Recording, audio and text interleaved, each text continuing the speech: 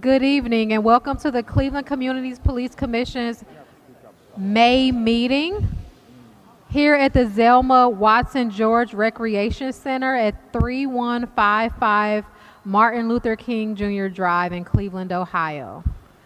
We officially call this meeting to order and welcome everyone. I'm going to start with the roll call vote of attendance for our commissioners. Co-Chair Adams. Present. Commissioner Chura. Present. Commissioner Coleman. Present. Commissioner Kincaid. Present. Commissioner Mason. Here. Commissioner Miller. Present. Commissioner Monero Benito. Present. Commissioner Nelson. Present. Commissioner Rodriguez. Present. Commissioner Omason. Present. Commissioner Van Leer. Present. And I am present. Thank you. We're going to move forward with the adoption of the agenda. I move to adopt the agenda. Is there a second? Second. Okay, we're going to do, I didn't do that one. Oh, I don't have a paper for that. I got it. Okay. All right, so we're going to do a roll call we're going to do a vote for that. Co-Chair Adams. Aye. Commissioner Chura. Aye. Commissioner Coleman. Aye. Commissioner Kincaid. Aye. Commissioner Mason. Aye. Commissioner Miller. Aye. Commissioner Marrera Benito. Aye. Commissioner Nelson. Commissioner Rodriguez. Aye. Commissioner Umason. Aye. Commissioner Van Leer. Aye. And I vote yes.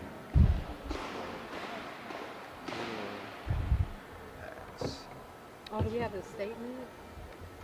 Does Alex have it? I can pull up. Okay.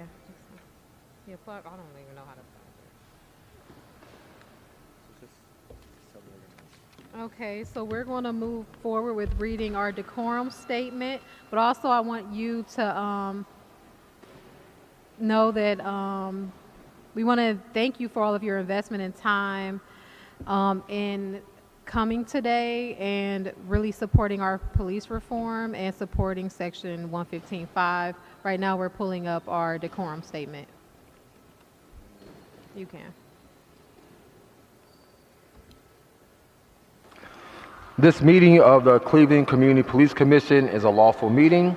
Under Section 605.04 of the codified ordinances, no person with purpose to prevent or disrupt a lawful meeting shall do any act which substantially obstructs or interferes with the due conduct of such meeting, procession, or gathering. Members of the public and the commission are invited to speak only under the rules set by this commission. Speaking out of turn in violation of the rules of this commission interferes with the due conduct of this lawful meeting and may constitute a violation of Section 605.04. The penalty for violating Section 605.04 is a misdemeanor in the fourth degree.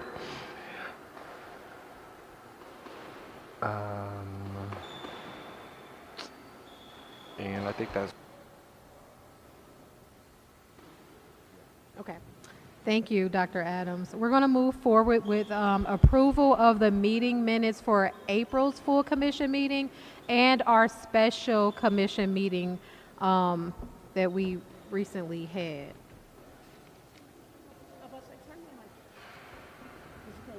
Oh, okay. So we're going to move forward with the approval of the meeting minutes for April and our special commission meeting.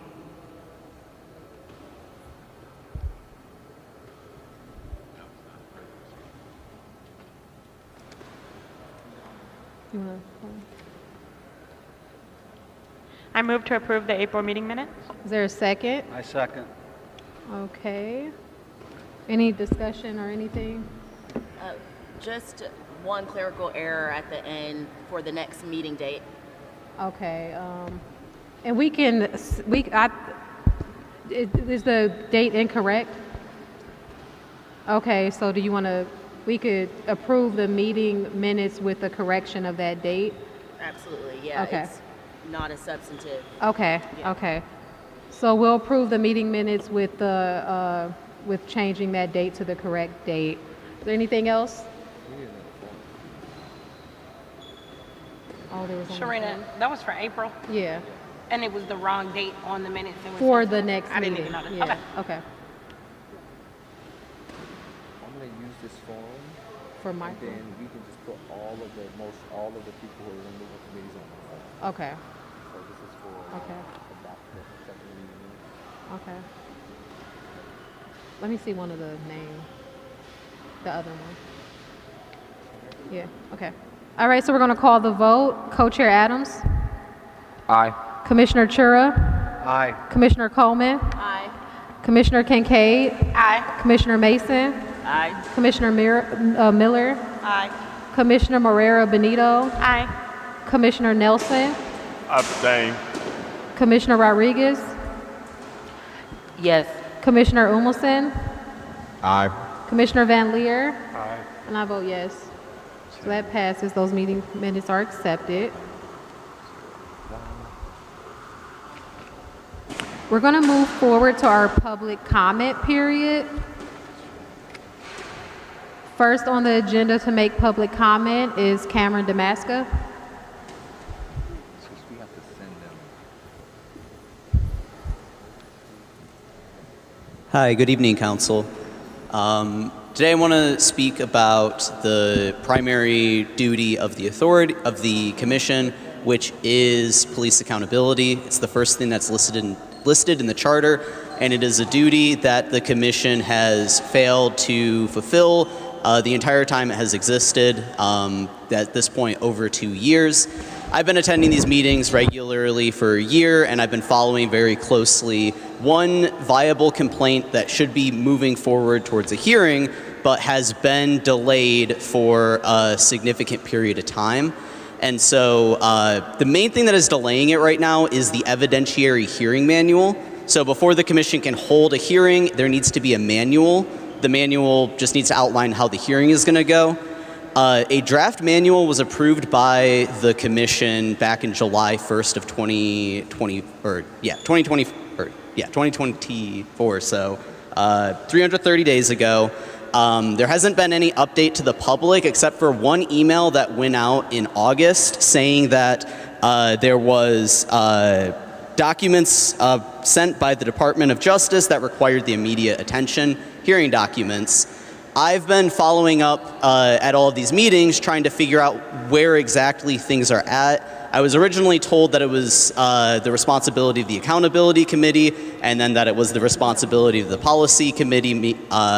Then I went to the Policy Committee and I asked if time at that meeting could be used to provide an update specifically about like these documents that were received in August, which a meeting was canceled over, but we were never provided any update. However, no time was provided for that, and then I was told that I need to go to the Rules Committee. So today I was told that there will be a Rules Committee meeting coming up, and I will be going to that. But I basically just been running around in circles trying to get an explanation about this status. There's been a 330-day delay on it. And this isn't the first delay. There was also a delay related to the initial analysis for the complaint. That was delayed over 100 days. And there was actually a conflict at a recent accountability committee meeting because it says in the rules that are on the website that the analysis needs to be provided within 15 days. That was not how it was described in the meeting. There was a disagreement. There was an elderly man with vision impairment asking for a copy of the rules. That shortly thereafter the meeting ended, and it resulted in the citation of multiple members of the public. So I printed out some documents that I'm going to share with all of you. First is the email from August, and I'm still waiting for an explanation about what this hearing document is. And then also just the part of the rules that are on the website right now, which says that they need to respond to a petition within 15 days. The conflict is basically, do you respond to the petition within 15 days or 15 days before you get the records? However, I think the public, you all have the authority to get records, and you all should be asserting that authority through, say, like subpoena power, litigation, etc. So, thank you very much for your I'm going to share all this with you all, and yeah, thank you for listening. Thank you.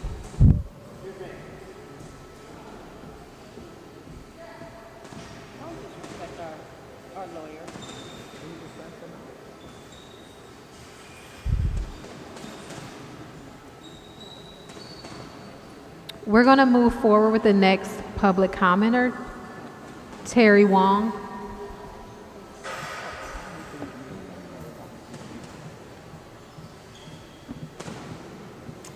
Good evening. I'm former Police Commissioner Terry Wong, and I'm here to explain to mostly the public, because the Commission already knows, how I know that the Cleveland Community Police Commission deliberately and negligently obstructed the appeal of Mr. Antoine Tolbert, a community member who provides alternative police response in the Buckeye neighborhood.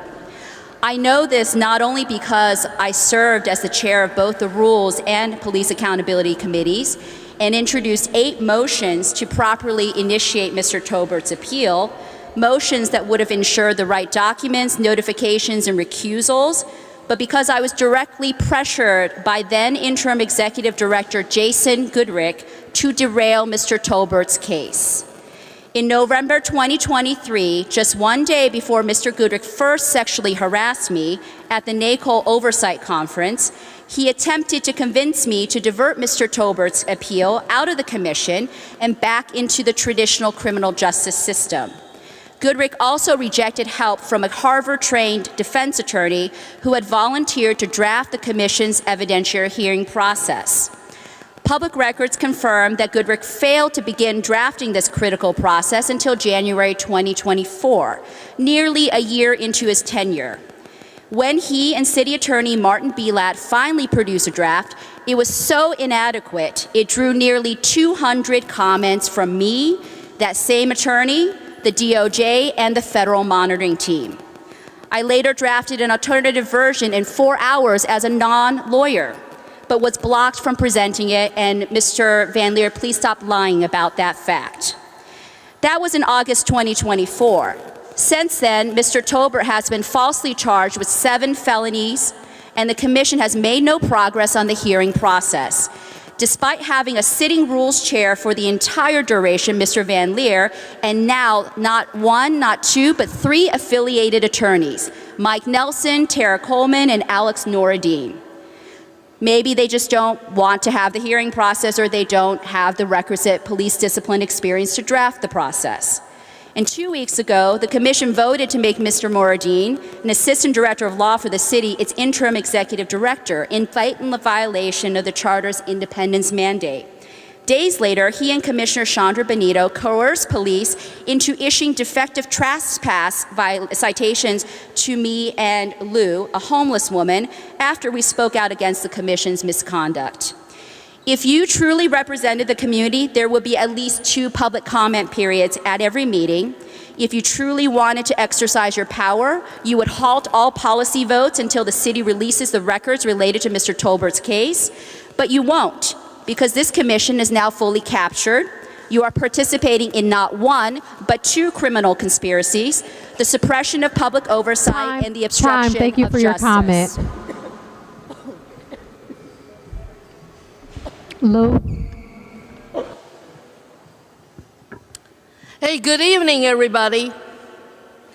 This is called public comment section. And I'm glad at least all of you are actually looking at the people talking. In public comments, this particular section, doesn't matter where you go, city council meeting, county council meeting, Ohio State House, everywhere you go, people coming to make comments, lots of time they say something the people sitting down dislike to listen, especially when whatever said is true. However, this does not give anybody the right to go by their emotion to call for whatever proceedings not really fitting any meeting rules, and even to cite people. Now, the so-called interim director right now, in a public meeting when an elderly person in the community having visual impaired kind of disability, asking for a copy of the documents so he could read along with the commissioner. What's wrong with that?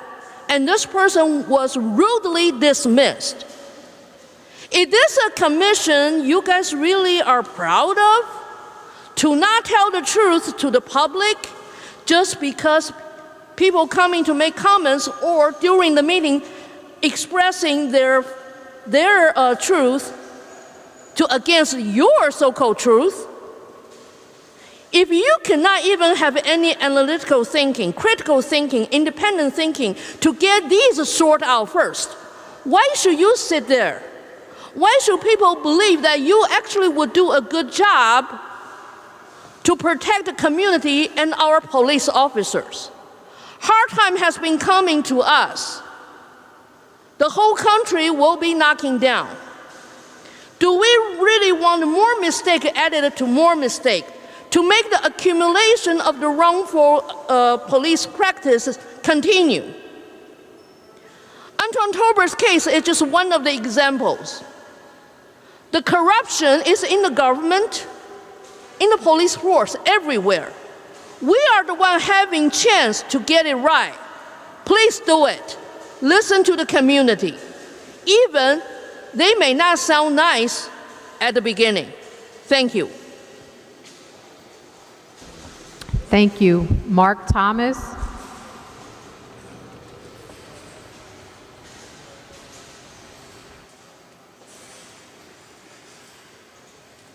Hi, everyone. Thank you for having me. First, I would like to say that I was shot on October 2nd, 2024, October 11th, 2024, in the back by a neighbor.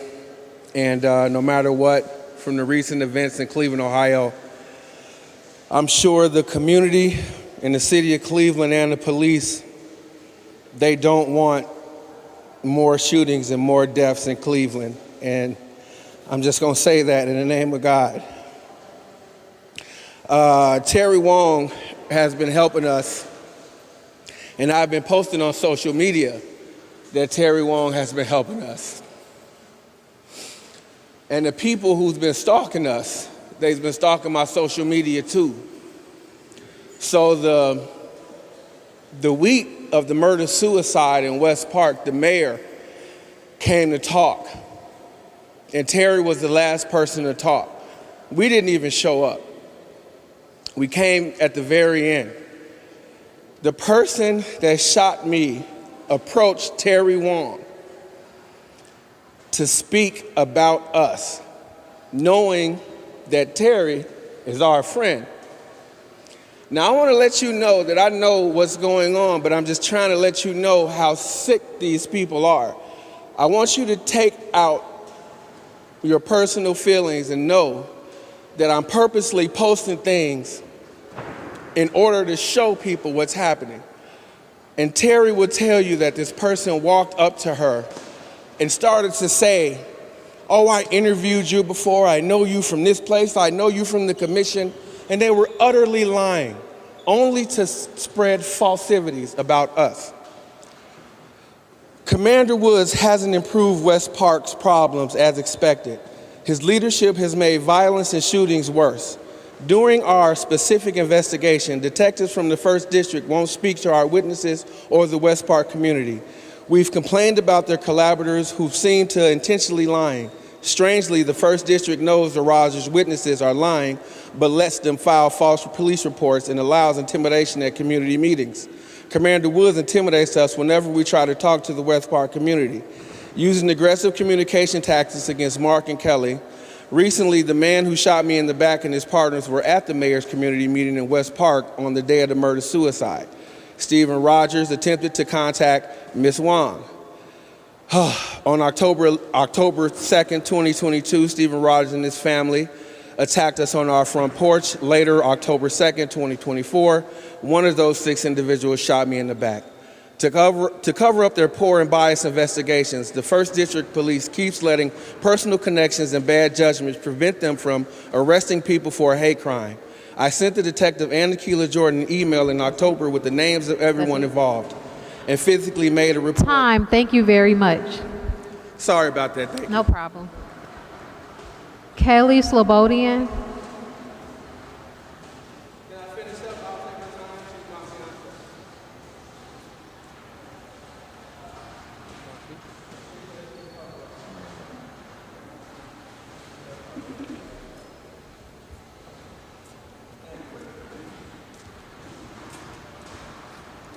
My name is Kelly Sabodian. I'm Mark Thomas's fiance. I just want to finish up his speech.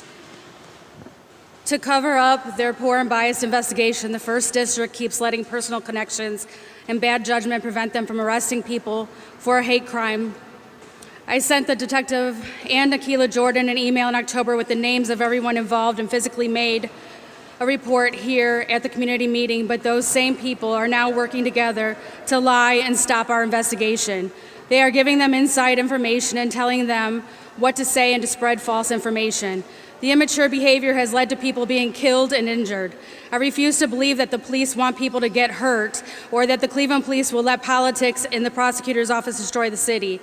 I refuse to believe that the 1st District Police will support a commander who is responsible for so much chaos in West Park. I was raised in West Park. I have a home in West Park. Today I went to my home and I was in fear for my life the whole time I was there, just to get my mail. I can't call the police for help. I've asked 1st District for guidance. I've went there to go and file reports. I've been refused reports. I've had a sergeant come out after I was refused a report. He wouldn't even sit down. He would stand there and have his hands on the table.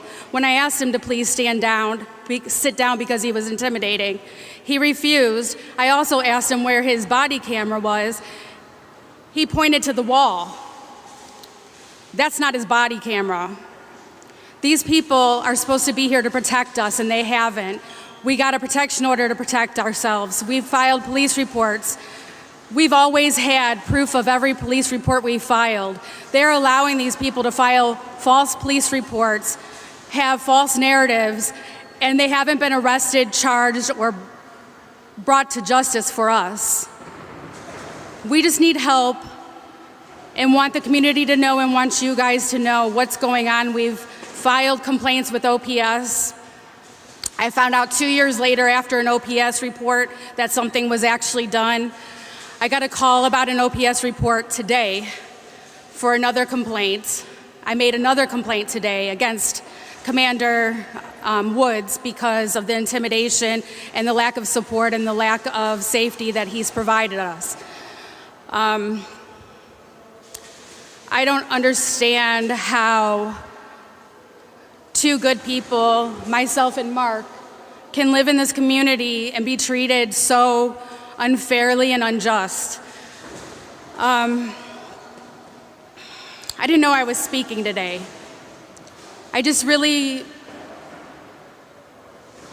I'm really sickened by everything that's been going on and trying to keep ourselves safe.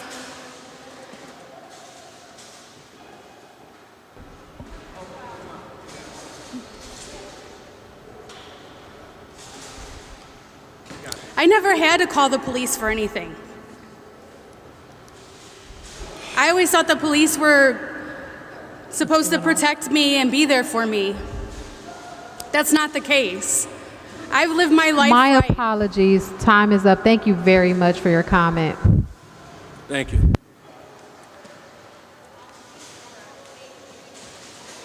We're going to move forward with the next item on the agenda. We have a special presentation today by our Inspector General, someone whose role is central to ensuring transparency, accountability, and integrity in our city's public safety system.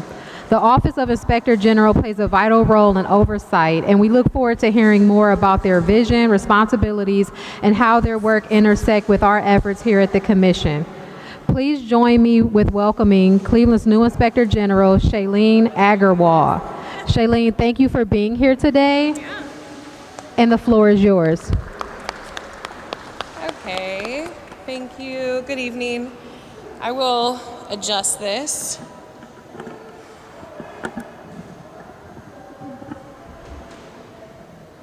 Okay. How's that? Can everyone hear me okay? I will try to project as much as I can. I was not a theater kid. I was in the orchestra in the pit, but I will try. Thank you to the Commission for having me here this evening. I've been with the city since December, and I'm just finally able to come out into the community, get to know everyone, get to know Cleveland, and get to know the people that I have now seen regularly within the Commission meetings, those who are embedded each week into the work. So I have a presentation. I will try for it not to be dry. I'm constantly asked questions about what is an Inspector's General, so I added just a little teeny bit of historical information, but I'm mostly going to talk about what I'm doing in our office and what an Inspector's General can do here for the city of Cleveland. Okay, I didn't put this together, so excuse what feels like a very vain attempt with my picture. Just a quick background. I think it's important when you have an office like this to have people who know how to do the work. So my education, I have a bachelor's in political science, sociology, and a master's in public policy with a focus on human rights advocacy. I thought I was going to be a community organizer, and that did not happen. I went into the Chicago office of the Inspector General as an analyst shortly after the murder of Laquan McDonald and started that important work and have stayed with it ever since. These are the cities that I have worked in or consulted in terms of police oversight, specific to divisions of police, bureaus of police, or police departments. Okay, this is the little bit tedious part, but just so we're all on the same page with an Inspectors General. Inspectors General have military origins when they came about. Happened in the 18th century. It was a military construct that then shifted in 1952 with the CIA appointing the first civilian Inspector General. And then after that, in 1978, you had the Inspector General Act of 1978. It was also amended in 1988. And in that act, it lays out specifically that an Inspector's General office is to conduct audits, investigations, promote economy, efficiency, and effectiveness, and most importantly, prevent and detect fraud and abuse. Abuse can be abuse of power, is usually what we're looking at, but also abuse when we're looking at complaints. So you can look at it in a couple of ways. So the Inspectors General of today that exist in whether they're city, whether they're public safety, we mostly follow the Association of the Inspectors General. It is a national recognized association, and their primary vision is here advancing integrity and accountability in government through independent oversight.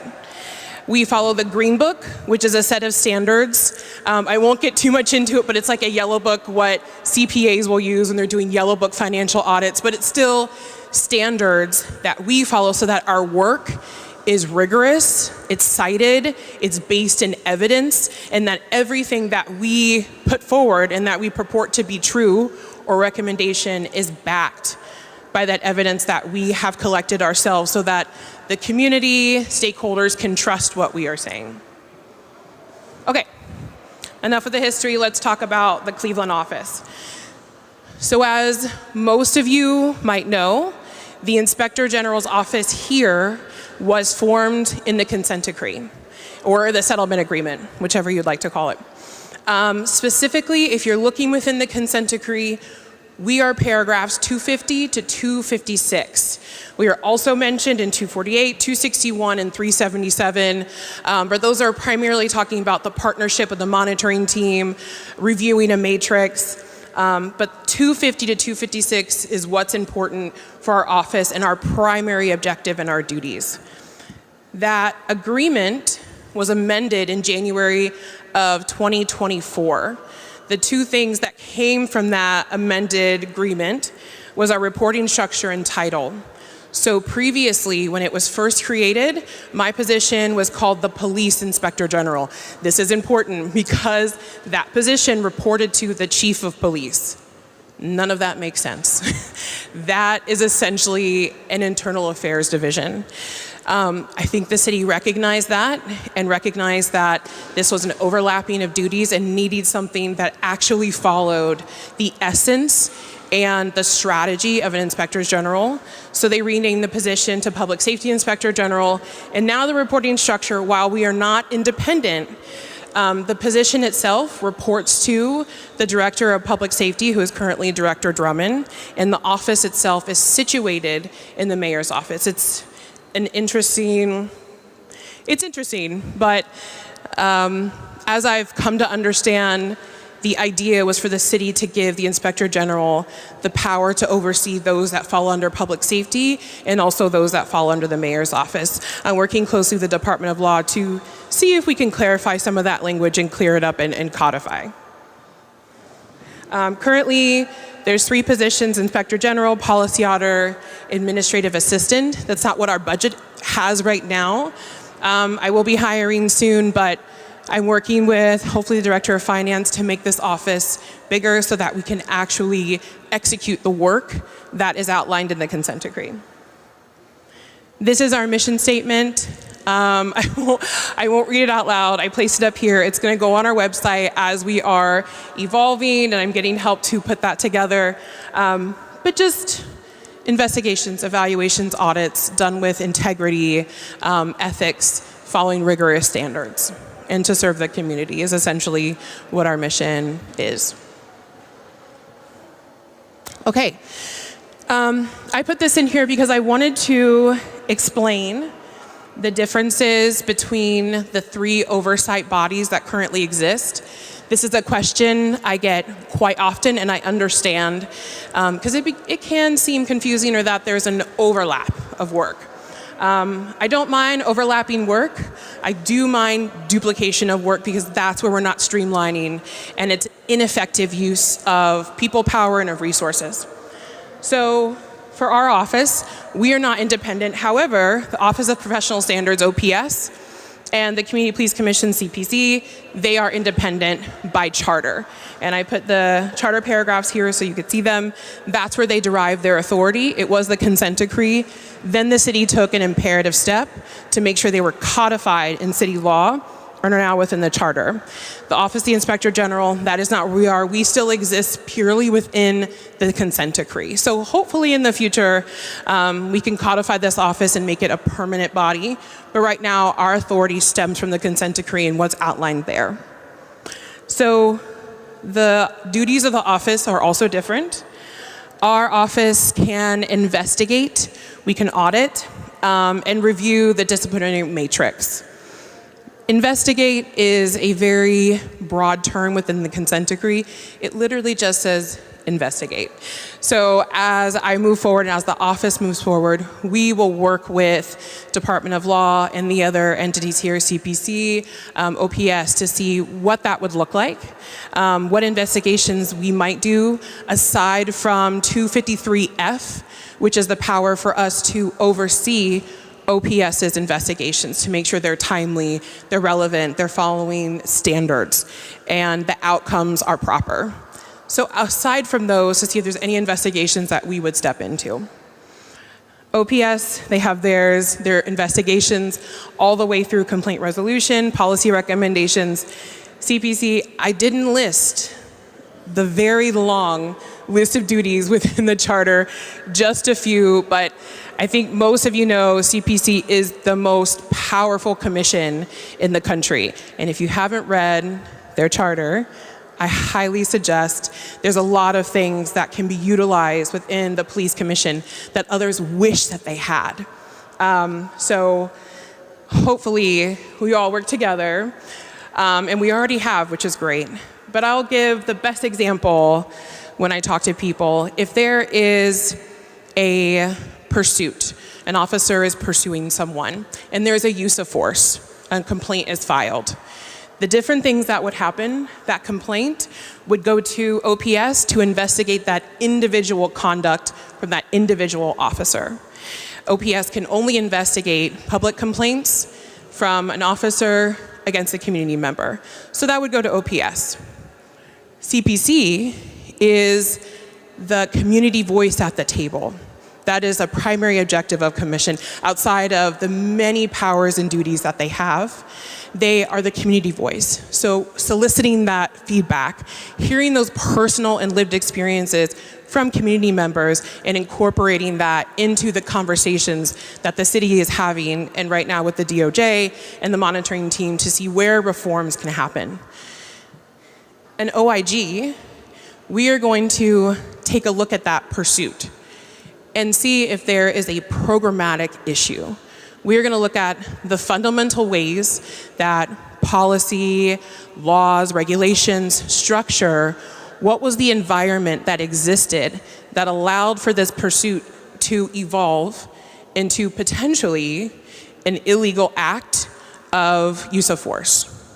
So we're not going to investigate the individual officer, we're going to investigate the environment and the policy that stands, and see if there are policy gaps, are there recommendations that we can make to make that stronger, to make that better. So it's important that all three of these work together so that we understand our recommendations so that they are relevant, that they're timely, that they make sense. So those are the differences. We look at this bigger picture, OPS looks at the officer's conduct, CPC is a community at the table. And that's how we kind of work together.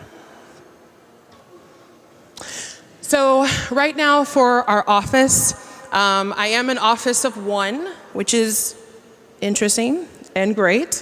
So right now I'm working on building staff capacity, and we're gonna start hiring this summer. I'm gonna say we, I'm always gonna try and say we, even though it's me, but that's never just me and oversight. We're always a team. But we are gonna start looking to hire our senior management first, and then hire more of our frontline staff, investigators, auditors, as soon as we also get more of our budget. So focusing on that right now. Until that happens, I've been building policies and procedures for the office, not just the public policies that folks can pull up and read and see what's your authority, your jurisdiction, your mission statement, your value statement, your strategic planning, but also the internal procedures. For any audit, there's so many steps to the process. The planning phase, field work, analysis, writing findings, recommendations, reporting, and every single step has paragraph, subclause, sub-subclause on how we must execute that work, because it needs to be rigorous. It needs to be detailed. So those are the internal things we're working on, so that when we conduct the work, even the audit that I'm running right now, that I'm still following those standards, so that when an office like ours is peer reviewed every 2 or 3 years, that folks from AIG, the Association of Inspectors General, can come in and say, yes, you are following standards, they reviewed our work, and we're doing what we need to do. So making sure that our office is above reproach. Also looking at engagement strategies. It is not very common historically that OIGs have engaged with community, which is why not everyone knows who we are and what we do. That has been changing in more contemporary times, and will absolutely be something that I instill in this office, that we are visible, that we're accessible, and that we are in the community. And also outside of all of the other internal administrative work, I am, as I mentioned, running an audit. I can't say too much because it's currently active and ongoing, but it is something that CPC has highlighted previously, and that is what could be or seems to be, might be a procedural breakdown with how officers or personnel within the division can file complaints with human resources, with things that they're experiencing internally. So we're taking a look at that. Hopefully within the next few months we can have something public, working for that, Office of One. So we'll see. I have a lot of positivity about timelines of work. So in terms of community engagement, aside from me being here this evening, this is what it will look like to engage with the Office of the Inspector General moving forward. So anytime that we have an audit, a report, an evaluation, the many products that we can have, we will offer audit presentations. So we will come to a CPC meeting, we can come to a community-based organization, a block party, anytime someone wants to understand what is this audit about? What were your findings? What were the recommendations? What can we do? We will come and have a presentation anywhere in the community or with our other stakeholders so we can have a robust conversation about how we conducted that work and what we found and why we stand behind the recommendations and why we think they're so important. We will also attend community events, hopefully host community events in partnership, whether it's with the CPC, potentially with even OPS or other community partners or community departments. Our website, once it's completely online, we will have an area where you can provide feedback, and we will also receive complaints and take those in. Whether we're able to investigate those complaints or we will as a warm handoff to OPS so that they can potentially launch an investigation. But also feedback could be the experiences of the community, what they're seeing. We heard from some community members tonight and things that you all are experiencing. Those are things that our office wants to know, whether it's an investigation, whether it's oversight of the division and asking them, what's going on? Tell me where are there potential issues that you're facing with this investigation? Is there something, is there a way you could communicate better? Or is it feedback that we also know because maybe that's something that we pick up or that we review or that we audit? So it's important we have that feedback. But also for those instances where you came across an officer, person with fire, EMS, and had a fantastic experience. We want to hear that too, because that tells us what's working well, and we want to communicate that to the Director of Public Safety, to the mayor, to those chiefs, so that they can look at those best practices and set their own gold standard that they can continue to build upon. So that is important. And then audit planning. Every year, we will try to create an audit plan. That is not done in a vacuum. It's not done in an ivory tower with just academics. That is done with the city, but with the community in mind. So when that happens, we will go throughout the community within Cleveland and ask folks just to hear feedback on what they're experiencing, what they're seeing, and that will help us to inform what potential audits we need to launch, what is priority for that year for us to review, and if there's anything deeper that we need to look at immediately, or does it require something larger like an investigation, whether it's with us or with OPS. That's it. This is our contact information for the office. I also have my email and phone number up here. This is for our website, our office's email that I also check. All these roads right now still lead to me. So either way, you're still going to get me until we have more staff. But I respond as quickly as possible. Definitely hold me accountable. If you don't hear from me, ping me again. I'm really good at that too with other people because I like to run, not walk, because I'm one person, so I like to move quickly. But I am happy to at any point answer questions, come into the communities even now and have these conversations, the things that we're seeing, where our plan is moving forward, just so we can start these relationships early and start to build them. So thank you. And I'll take questions if I have time. If not, totally fine. So we're going to start with questions from the community for our Inspector General, Shailene Agarwal. Are there any community members that have questions for Shailene? If you have a question for Shailene, you can ask now. Okay. I think I have the only microphone, so I can.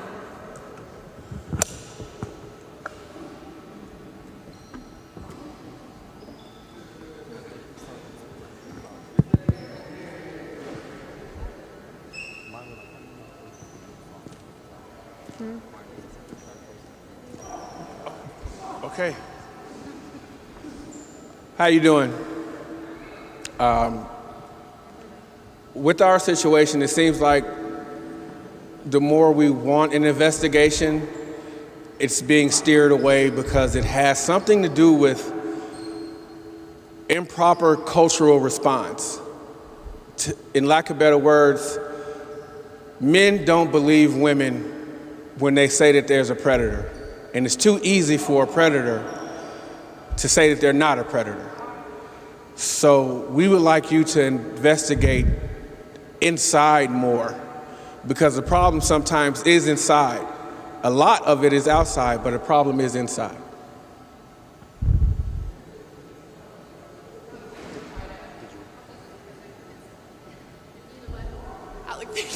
Thank you.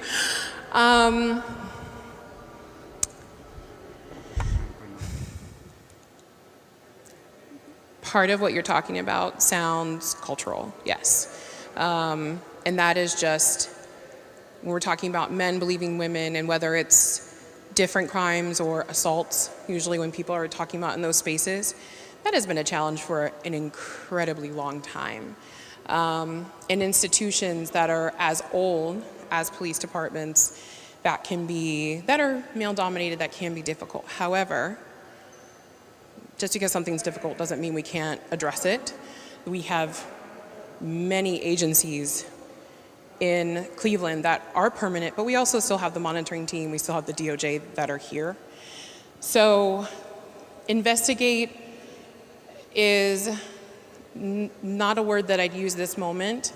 For something like that, the issue that you're talking about is, first, I'd probably send a notification of something that I've learned. I've done this before. I've had CPC co-chairs on it, where I've sent something to the chief of police and said, hey, this is the concern that I have.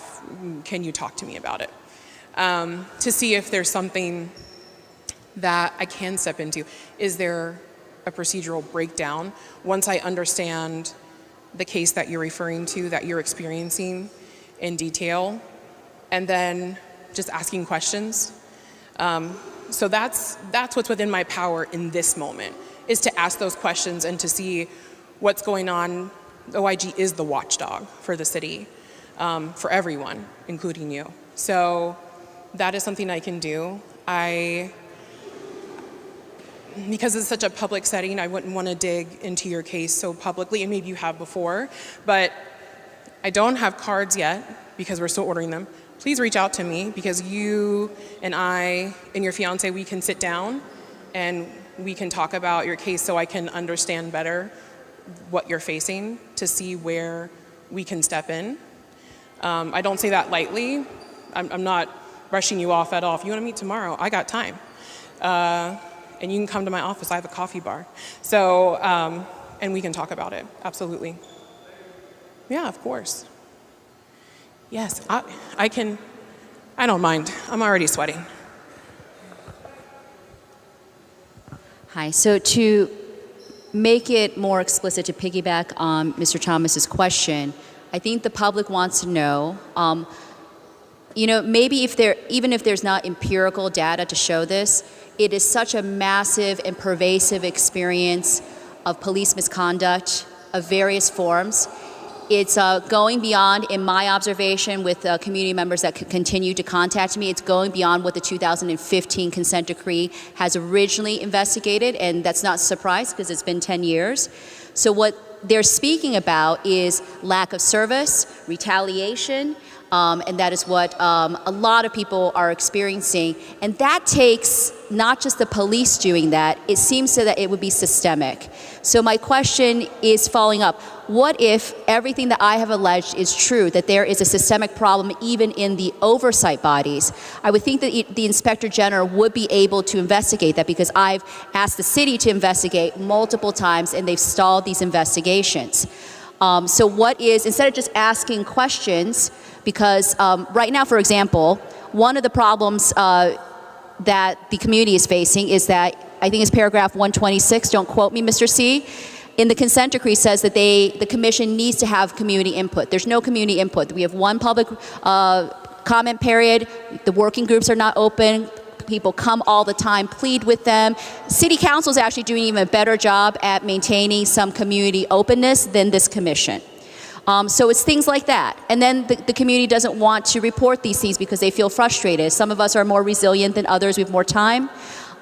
So even things that are directly in the consent decree, not even things that we are even alleging outside in the charter, I hope that the Inspector General will investigate.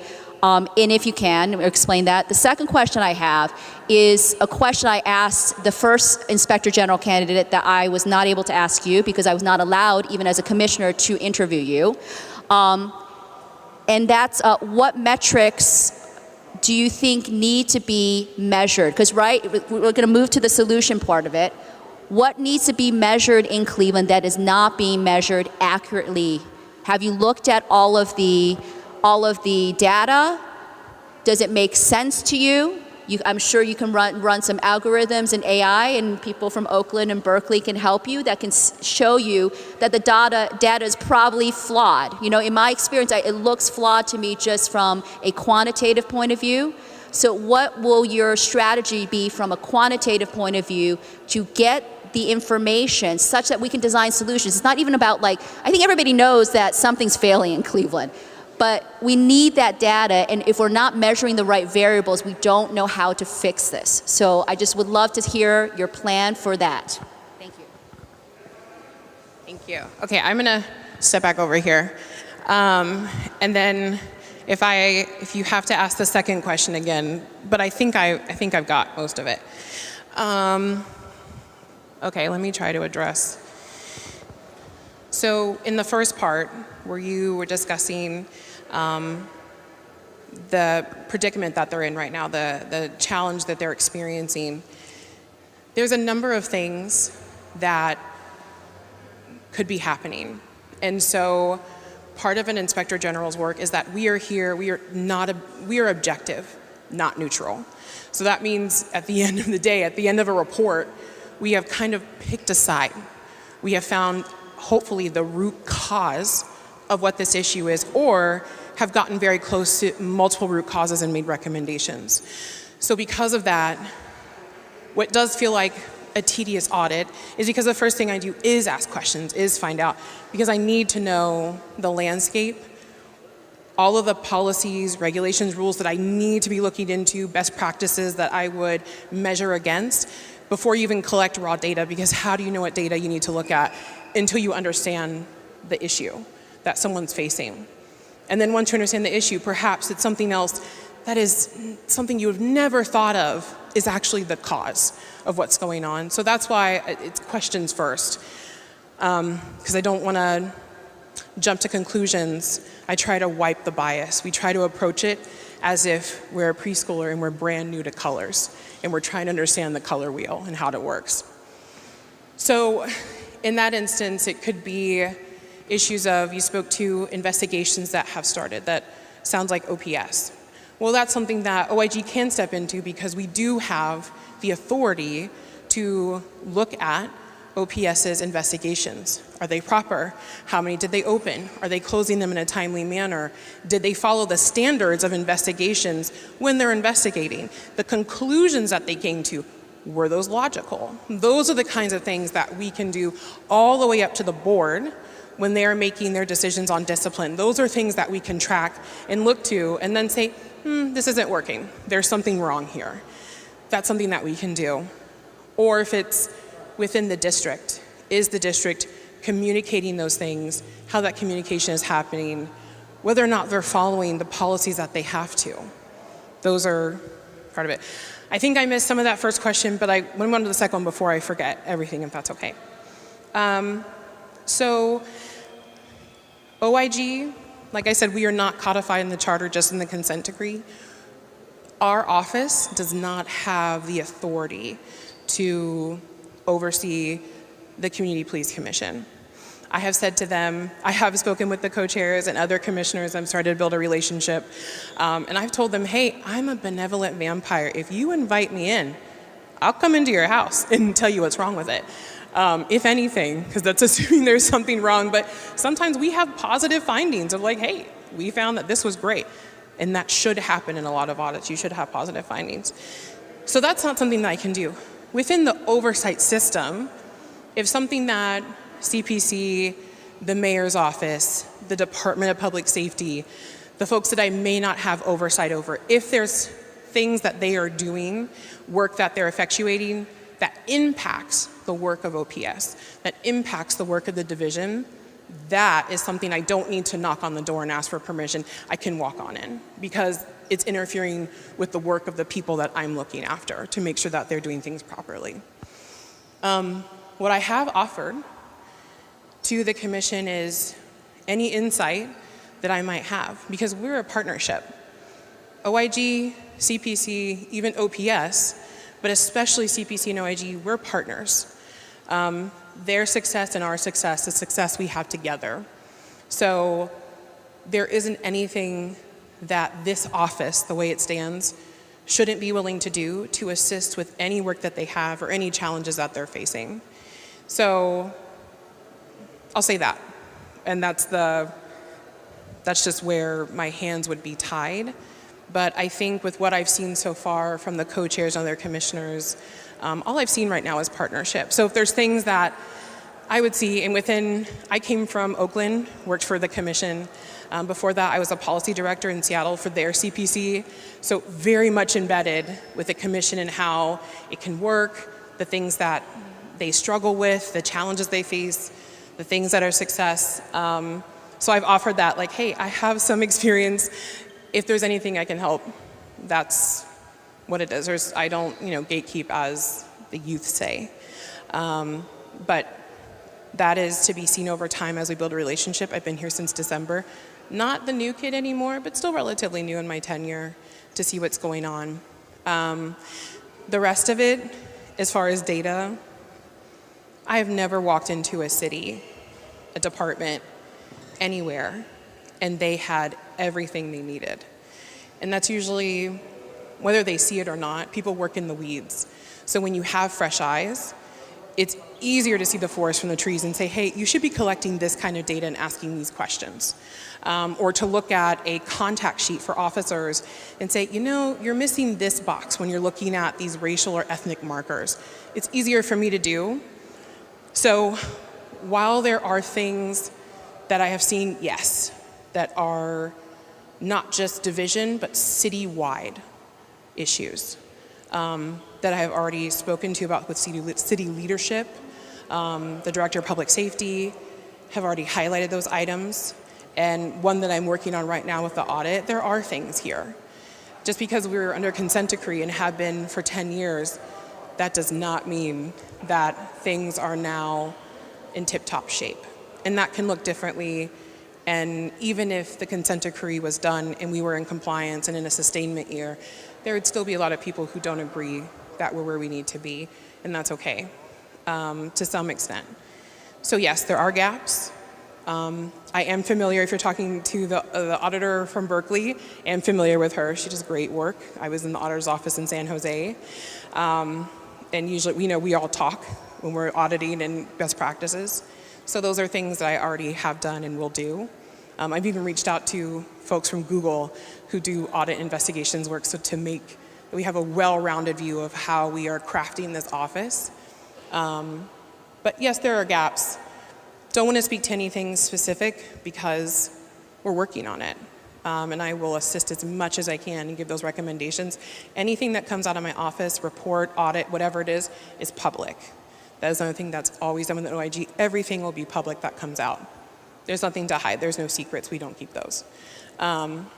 So some of that will come to light, and then I'll be happy to come back and speak on those more. I hope that answered most of it. I felt like I talked for a long time, so I probably ran over my time.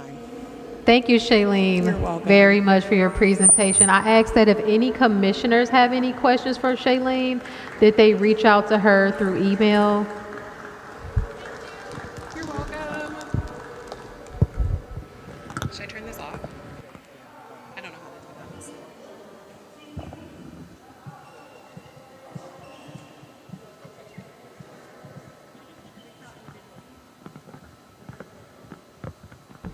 So we're going to move forward with our agenda with committee status reports.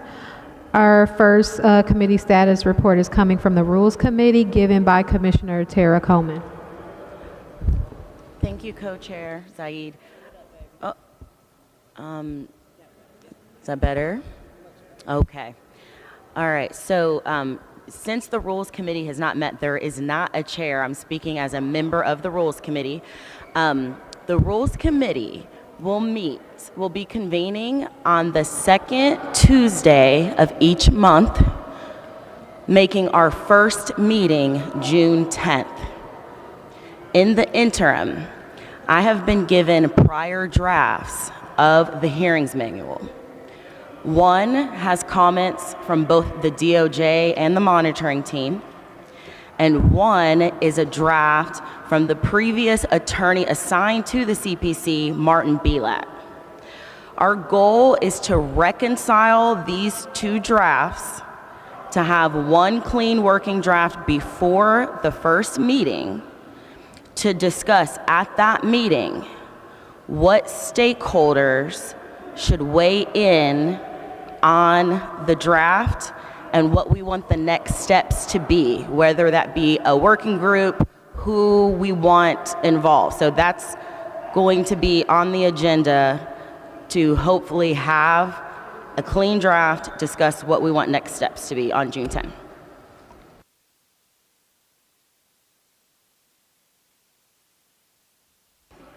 Thank you.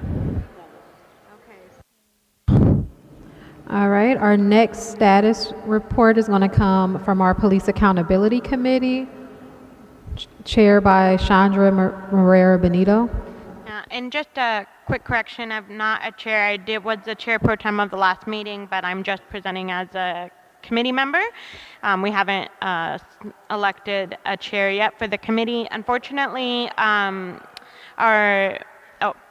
it up. Is that better? Okay. Unfortunately, our last meeting was disrupted and resulted in a recess. We were not able to clear the room and continue the meeting, but it has been rescheduled for tomorrow at 6 p.m. And we will be going over a presentation to kind of get the new members oriented, talking about how the different layers of oversight work with the work of the Accountability Committee, what the Accountability Committee is required to do, and then also talking about some of the how we can divide the work and kind of some of the history of the work so far. So that meeting will be at 6 p.m. tomorrow at the CPC offices. Thank you. Next status report is going to be from the Policy Committee, given by Commissioner Pete Van Leer. Thank you, Co-Chair. So yeah, we met a couple weeks ago and we started to have a conversation around our priorities. We got input from the division in terms of what their priorities have been, and we looked at the backlog of work that we have. Some of the things we highlighted are the wearable camera systems, in-car camera systems. There are 3 GPOs related to that. The automatic license plate reader, GPO, arrestee restraints, the vehicle pursuits and pursuit investigation team. Those are all some of the priorities, and we kind of divided up some work responsibilities, and that's about it. I mean, we've got some work cut out for us. We're getting started on it, and we'll be reporting. I think we're the second Wednesday of the month, right? So we'll have our meeting on June 11th, and stay tuned to that. We'll have more to report by then, and perhaps even some of the GPOs, if things go, if we get things according to plan, we might have at least one GPO that we can present to the full commission at our next meeting in June. Thank you very much for that. Okay, so the next. I have a question on the, or is it, can we discuss? Chairman, for police policy, at the end of our last meeting, I think there were additional GPOs added to the list that I didn't get down, and I'm just flagging it to hopefully you got them down, and I think there's still 2 or 3 that need assigned out.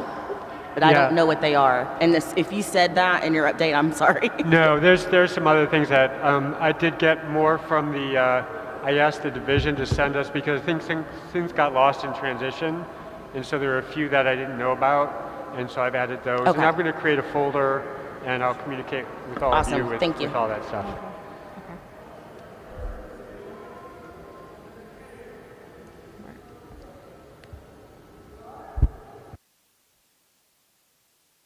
Okay, I'm sorry, Commissioner Van Lee, are you done?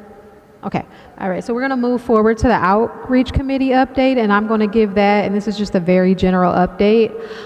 We're gonna work to schedule our meeting within the next 2 weeks. The Outreach Committee is currently focused on 2 key initiatives aimed at strengthening community engagement and collaboration.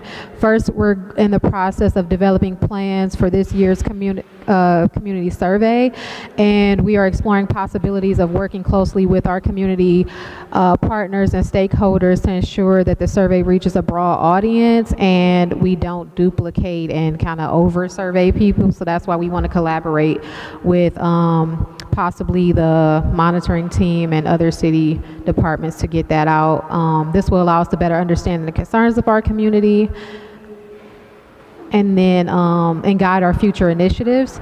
Additionally, we'll be coordinating with the Community Relations Board to schedule a presentation that's going to be given by their director. This will provide an opportunity for us to discuss the CRB's important work and explore ways we can collaborate to enhance the DPC meetings.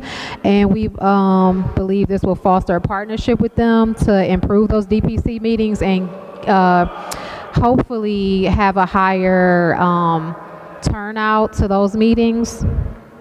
And so that is basically it. As I said, there will be once we get some of these, get feedback from some of the, like the presenter from the Community Relations Board, we get dates that she's available, we can plan our next outreach meeting, but again, we hope to have that within the next 2 weeks. And we are asking that if there are any community members that are interested in any type of work to push these initiatives forward, to come and reach out to us. You can reach out to us with by phone or through our website to join work groups for the survey or the DPC meetings. Thank you. Madam Chairperson, Yes.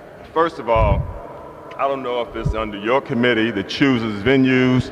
This is totally inappropriate venue. It is unfair to the listening audience, it's unfair to the streaming audience, and it's unfair to us.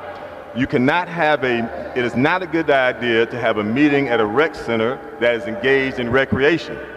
The priority for rec centers is recreation. They are enjoying themselves as they should. We have invaded their area. This is not the place or the way to conduct a meeting. People could not hear, we could not hear the speaker. The audience, doggone sure, can hear. And this is not an appropriate venue. I would hope that whoever plans our future meetings would do one of two things.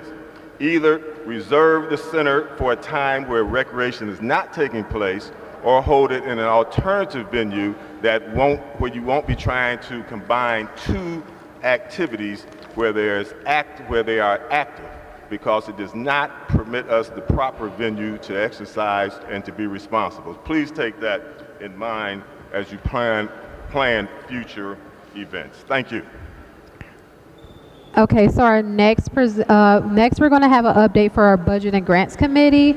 Initially, I was going to give the update, but I'm going to have our office manager, Michelle Hicks, give that update because she's been working so hard on and so efficiently on getting our budgets and grants process streamlined. So I'll have Michelle give that update. Okay, can everybody hear me okay? So currently with the 2023 grantees, we did get all the conflict of interest forms in from the commissioners, but the ethics officer ran into a couple of problems and issues with the list of the grantees, 2024, not 2023 grantees, 2024 grantees.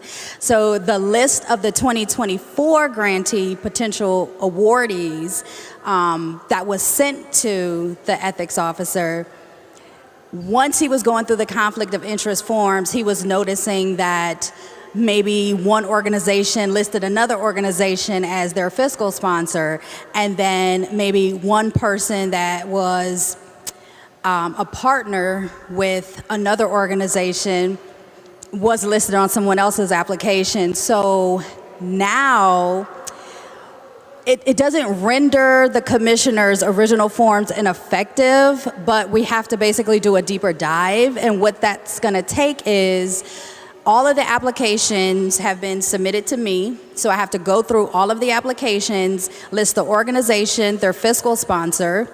And at that point, none of the commissioners would have seen any of the applications. So I can send that list out to the commissioners. They can mark off which organizations they feel that they have a conflict with, and then I can send that over to the ethics officer. He can confirm or deny whether someone has to either recuse themselves, or hopefully none of the grantees will get denied. But after that process is complete, we don't want to say a month, but we're going to do a month to be safe. But once that's complete, we can go ahead and finally award the grantees for 2024 and get their contracts in the system. So that's it for 2024.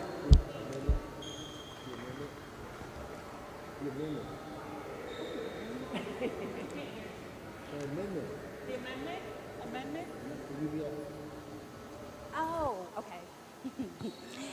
Wait.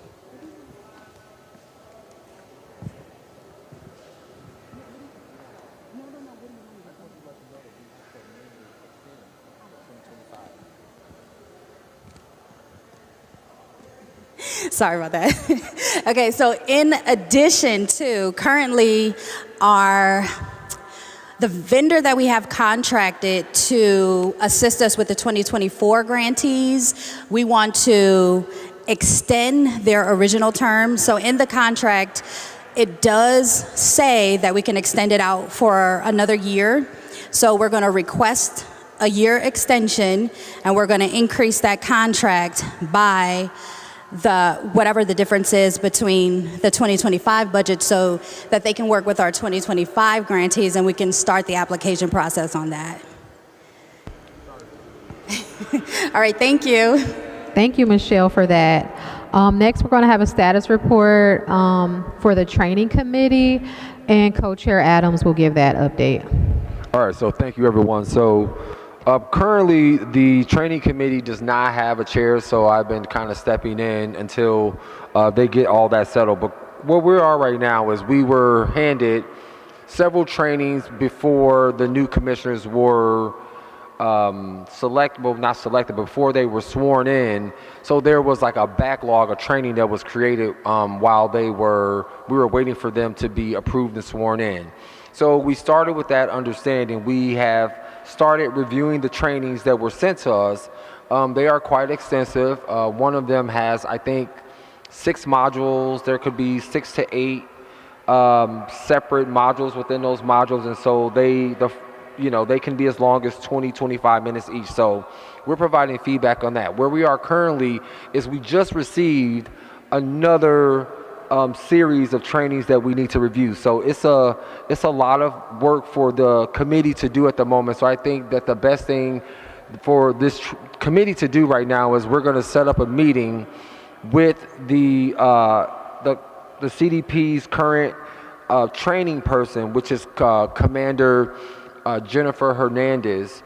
And I think what we need to do is prioritize what trainings need to be prioritized. There are so many of them right now that is a little overwhelming for the committee, but I think we just need to meet and figure out what the priorities for the committee are, and then we'll prioritize those, and then we'll get to work on those. But in the meantime, we're going to continue to work on the training that we've already been working on, but we did just get, literally a few hours ago, a bunch of trainings that were sent to us. So I think we need to kind of reset and figure out, at least for the functioning of the CDP and what they have to do, what trainings are most urgent for them, and we also have to be realistic about what we can actually do with what we have. So that's sort of where we are right now.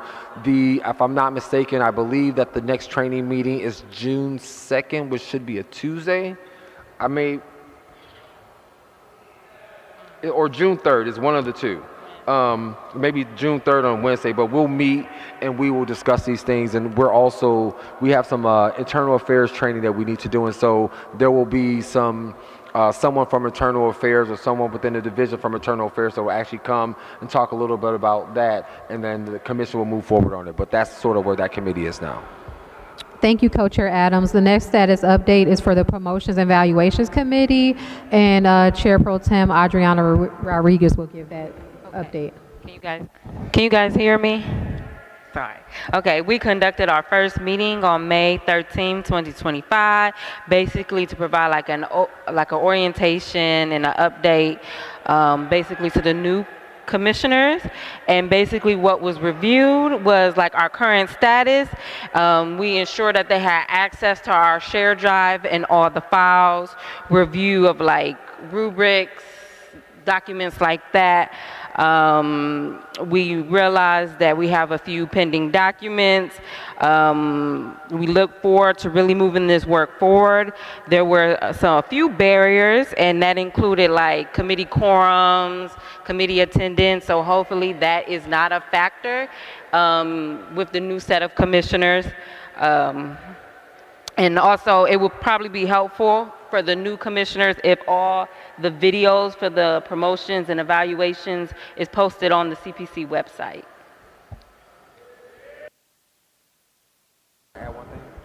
Okay, Co-Chair Adams. All I want to add was I know that when we met on the 13th, there was two things that the commission requested.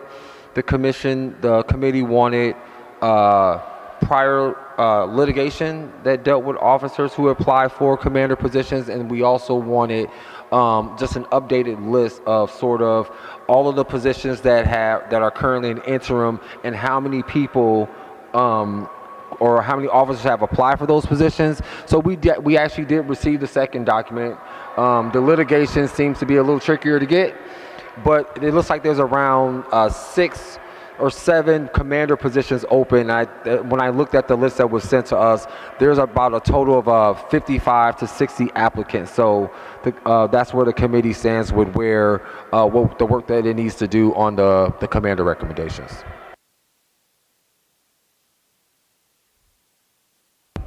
All right, thank you for that, everyone. We're going to move forward to our old business, and Co-Chair Adams will give an ED update.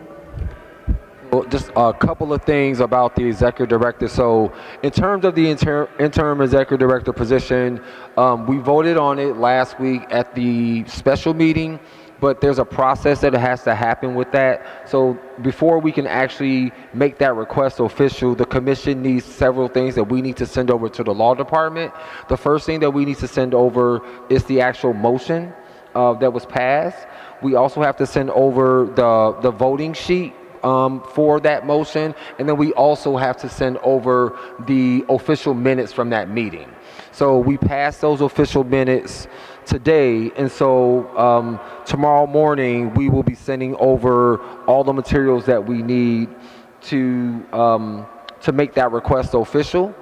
So that's where we will stand with the vote for the interim. And I think the other thing that we talked about in the special meeting was potentially creating a hiring committee for the executive director search. So I think that rather than put a motion on the table to create it, what we wanted to do was basically have a discussion, because we thought that there were things that we might need to discuss about, sort of like, we know the objective of the committee would be to end with a permanent executive director, but there's like details that have to happen and processes and procedures that have to be in place. So we thought it would be a good idea to just kind of open up discussion to sort of like, what we would want out of the hiring committee, how we want to structure it, who's interested in being on it, just so we can sort of start to move on the permanent executive director. So I will want to open that up for discussion.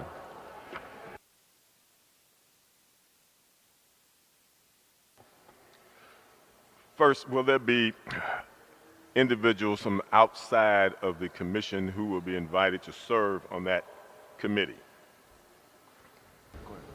Oh, I would just say, I think that would. Do you suggest that? Are you making that suggestion? Yeah.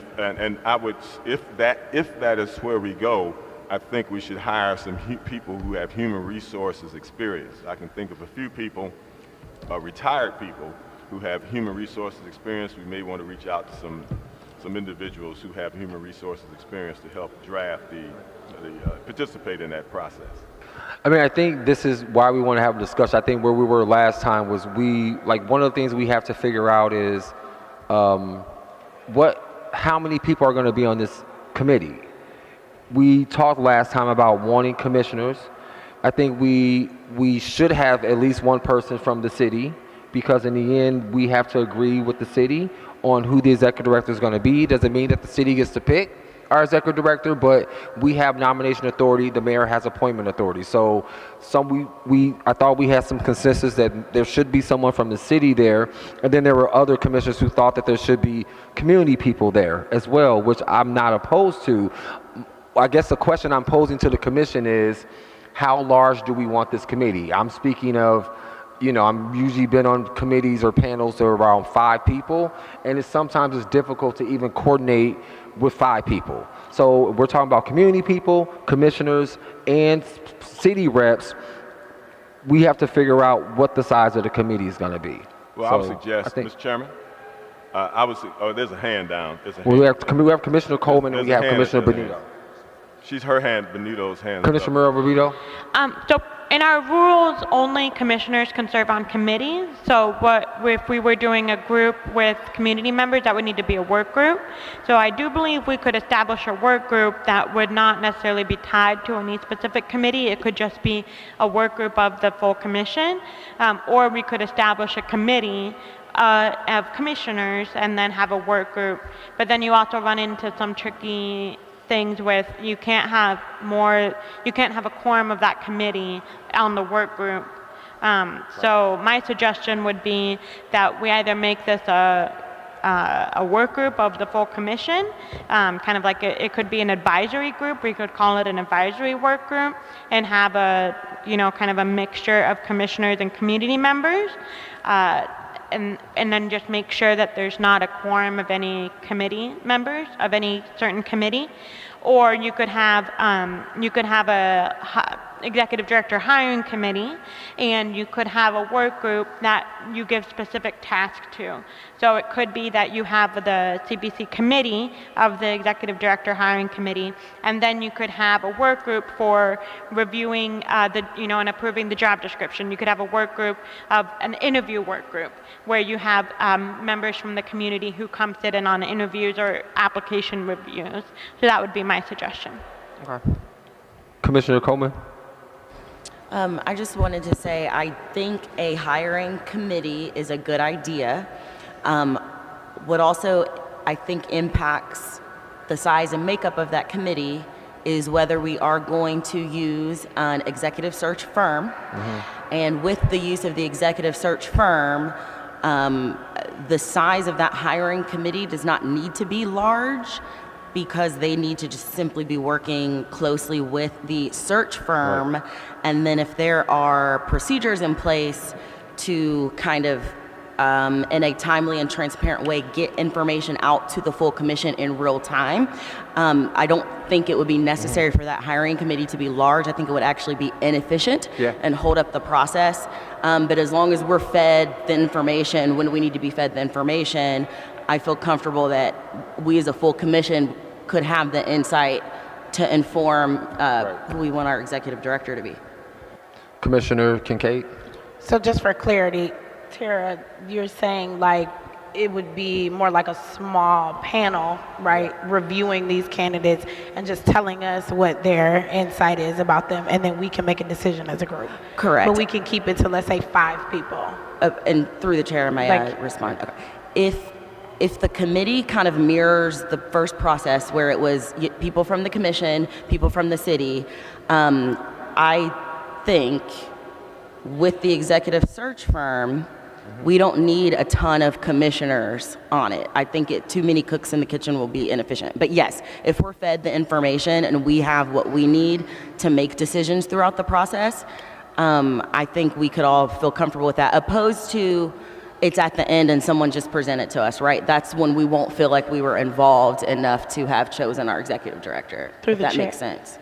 Through the chair, is it something that we could also consider opening up, including someone from one of our sister boards like CRPB, because they also have maybe a similar working system? My personal opinion would be that the entities responsible for hiring and approving would make up the committee, but that's just what I would think. Understood. Commissioner Nelson.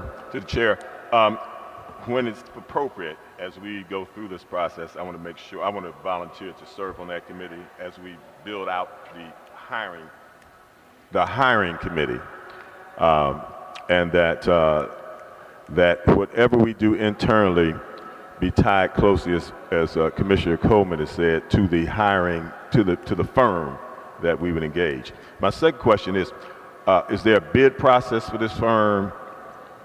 Are we going to? We're not. I don't think you're interested in hiring the previous firm, are you, commissioners, Mr. Chairman?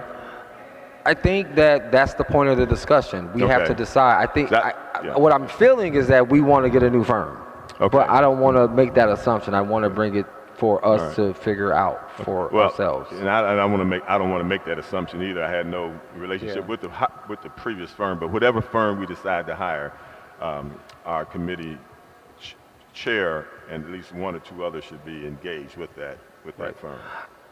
If I may, from the experiences that we've had, I'm not sure if we need an actual hiring committee. If we're going to go with the firm, I think that Commissioner Coleman I think my mind is exactly where her mind is, where we would have sort of some commissioners, but also someone from who would represent the mayor's office and community members that would sort of be like the panel, like we were the panel trying to guide MGT. Because what I'm hearing is sounding more and more bureaucratic, which means it's slower. And I think that if we can get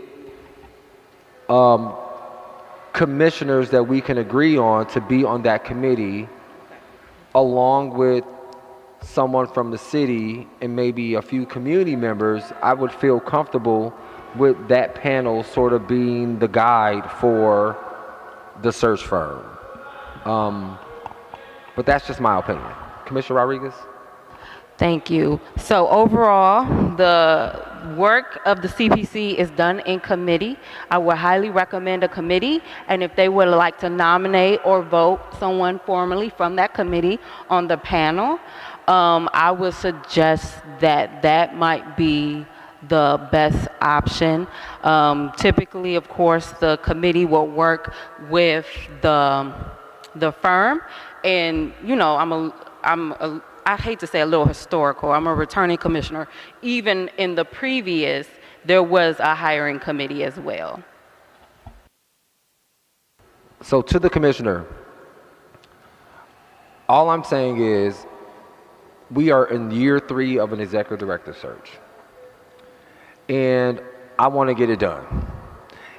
And I'm just trying to figure out how this would work. We would have the firm, and then we would have a committee of commissioners, and then we would have a panel with commissioners and community members and the city. It feels like redundant. Excuse me?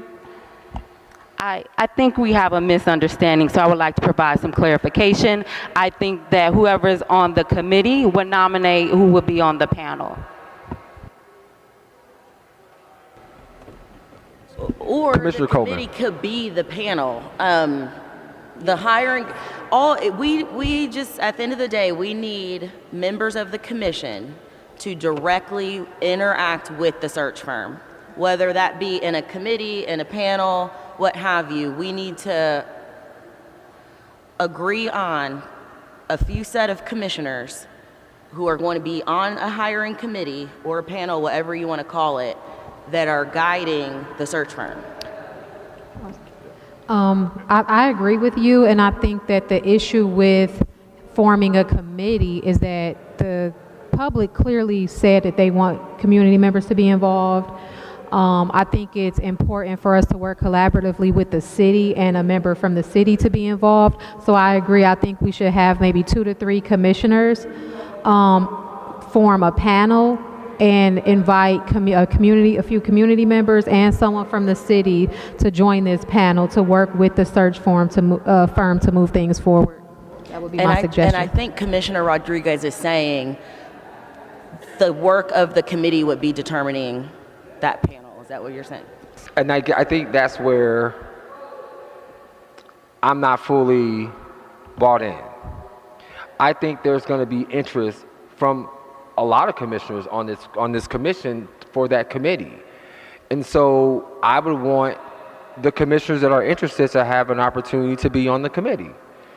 So if there's going to be a panel, I would prefer that, you know, if there are, like, I know that I've heard that Commissioner Nelson's interested. I would assume that Commissioner Rodriguez is interested, and I'm sure that there are other commissioners on the panel that may be interested in being on that committee. What I don't want is for people to just not have an opportunity to be on that panel.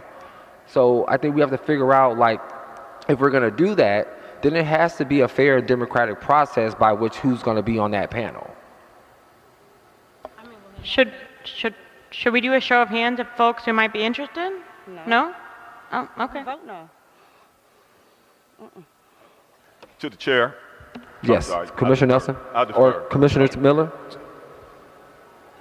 I was going to suggest, I hear what everyone is saying. Basically, in order to be on this committee, you have to be on the CPC. So why don't we maybe say a panel of commissioners from 5 to 7, add a city member, and then maybe have a work group that we, you know, go to and talk to the community to make sure that they feel involved as well. So that way we're all involved. So to follow up to the commissioner, are you saying 5 to 7 commissioners? That's not probably going to work because we would probably run into quorum for committees.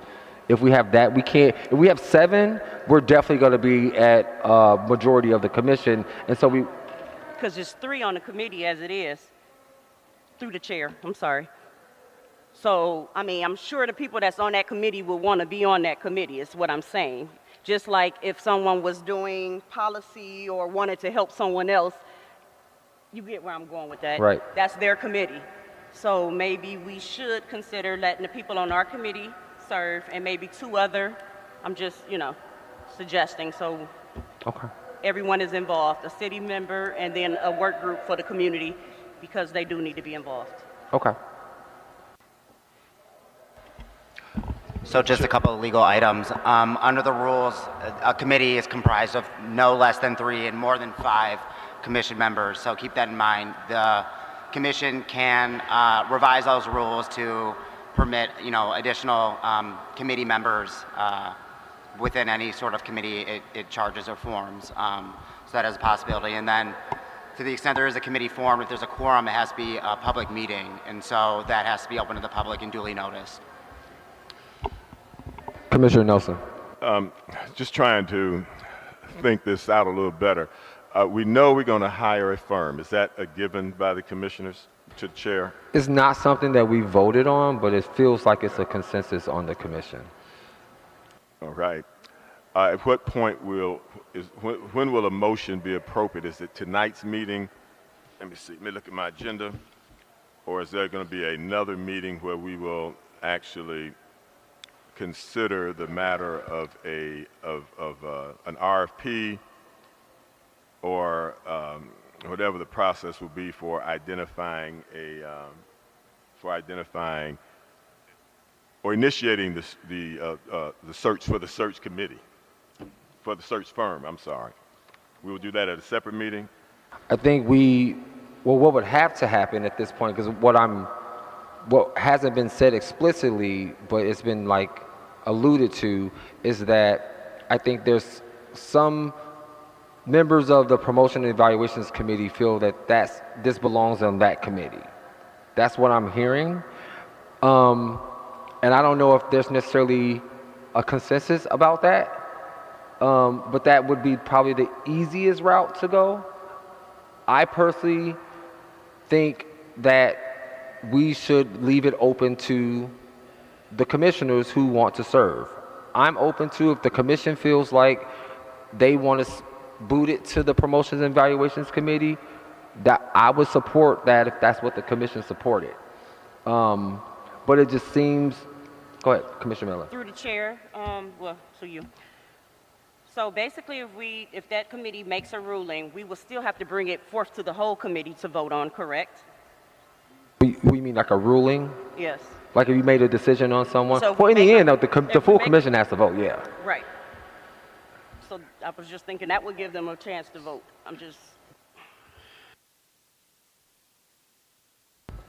Commissioner Kincaid? Yeah, I think, Taya, that Commissioner Miller, I'm sorry.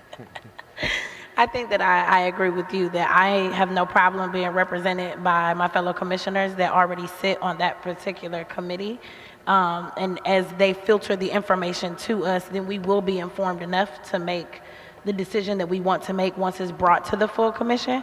But if this is something that we do, as you mentioned, it's been 3 years that this commission has been going through this executive director search. I think that there was a period of time where it took up so much of what the commission was doing that it kind of became the identity of the commission for a while, and I would hate to see that occur for this particular iteration of the commission.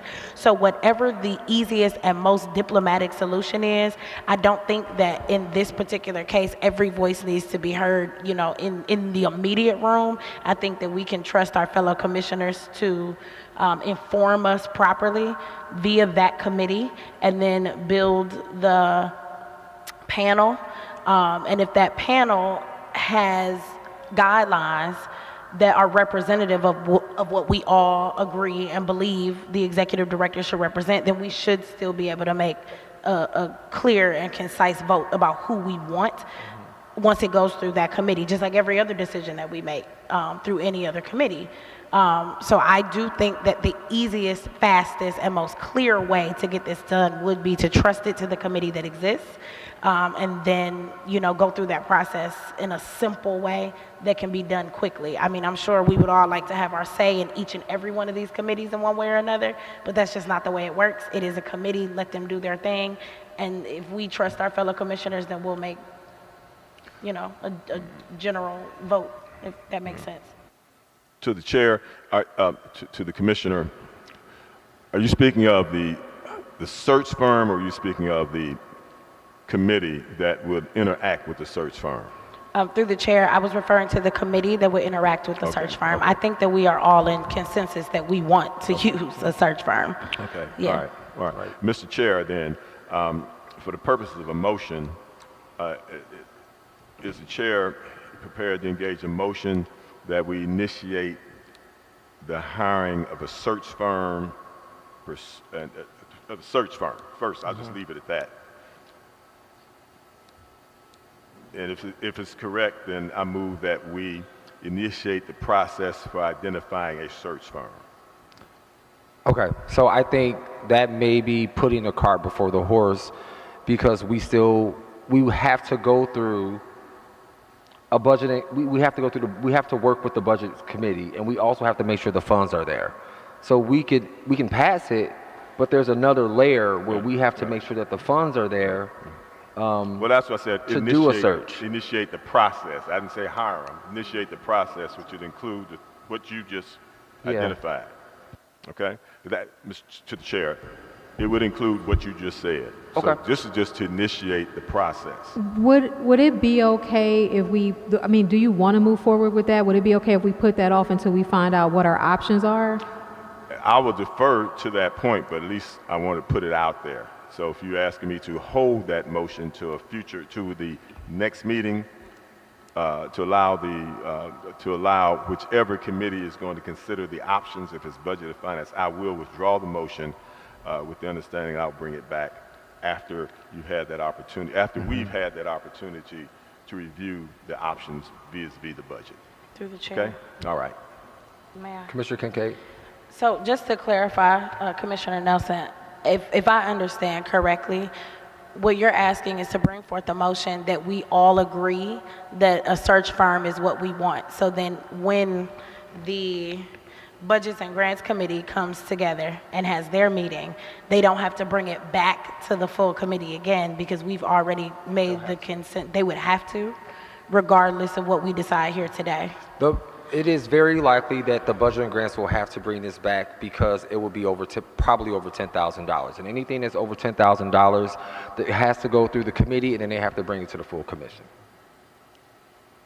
And that's in regard to a specific firm or No, the idea it's the of amount of looking money- for a firm at all? It's the amount of money that we're spending. If we were spending $9,999, we would be fine.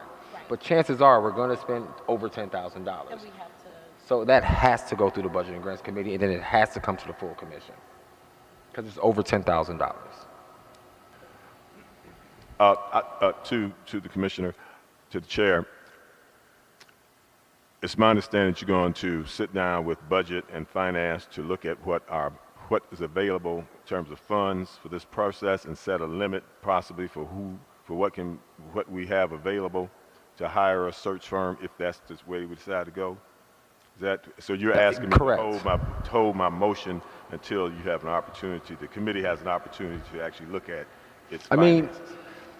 Like listening to all the commissioners, your motion may be it's a broad, but it would be a step forward so at least the commission would have the authority and the blessing of the commission to formally say that we're going to do another firm. So then you want me to actually put my motion on the floor then to initiate the process, which would include the budget, finance, etc. To generally to do an outside search for a new firm. Yeah. Currently, we still have it technically closed out the search with MGT because we weren't sure.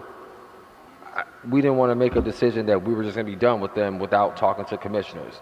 So if we're going to do that, that will allow us to formally close that out with that firm if that's what we're going to do. And then I think we can maybe... Mr. Chair, your general counsel had a... Alex?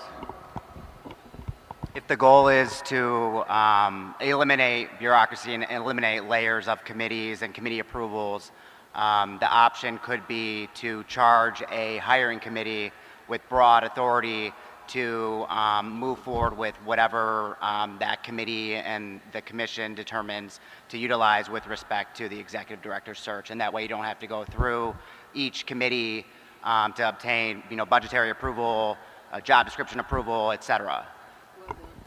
I'm sorry, but before I get to Ms. Commissioner Coleman, we can't do that. We have monies over a certain amount are required to go through the Budget and Grants Committee. Unless we decide to suspend a rule or we decide that we're gonna draft some type of motion or whatever to get around that, we've never not gone through Budget and Grants Committee when we are spending certain amounts of money. We've always done it that way. If I may, this commission can charge that committee with deviation from that rule if it determines to move forward with that sort of committee. It's just an option. I'm just throwing it out there. Commissioner Coleman, sorry. I was just going to say, to that point, I think it brings us all back to we need a hiring committee. We do have the ability to create a special committee that, as Alex said, can be charged with what they need to be charged with to get what needs to be done. As far as the budget amount, that committee can decide, and then if it has to go through budgets and grants for the dollar amount approval, so be it. But the work happening, the discussion happening right now seems to be work that should be happening in a hiring committee. This right here discussion seems hiring committee discussion. I'm going to withdraw my motion and defer it to the recommendation of the Rules Committee chairperson, the acting Rules Committee chairperson, because I think that will allow everything to wash out in one meeting where all of the issues that we've been discussing can be addressed, and then a recommendation can come out and a motion can come out after you all meet. Okay. All right. Let's just do it timely. All right. Thank you, Mr. Chairman. All right. Anyone else? I think we kind of ignored this side over here. Sorry, it's kind of hard to hear.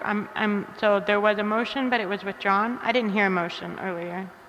There was a motion presented by Commissioner Nelson to essentially basically just start the process. So maybe like decide that we would have a new firm, that we would do a search for it, and then basically give, I guess, a hiring committee maybe some broader powers or authorities to just, basically do what they needed to do to get this ball rolling. To the chair, but that motion has now been withdrawn. Is that what I'm understanding?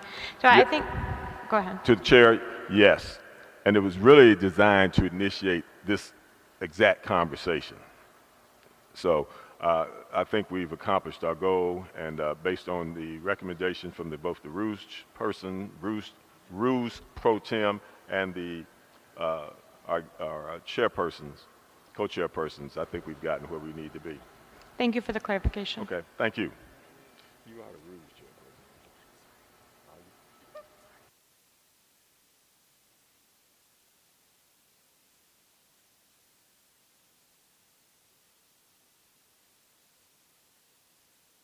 I'm finished. I'm sorry.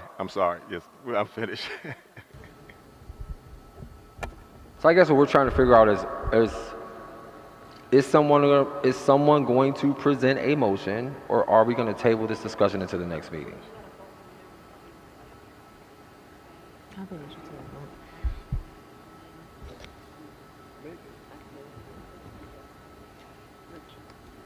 But I think because we want to.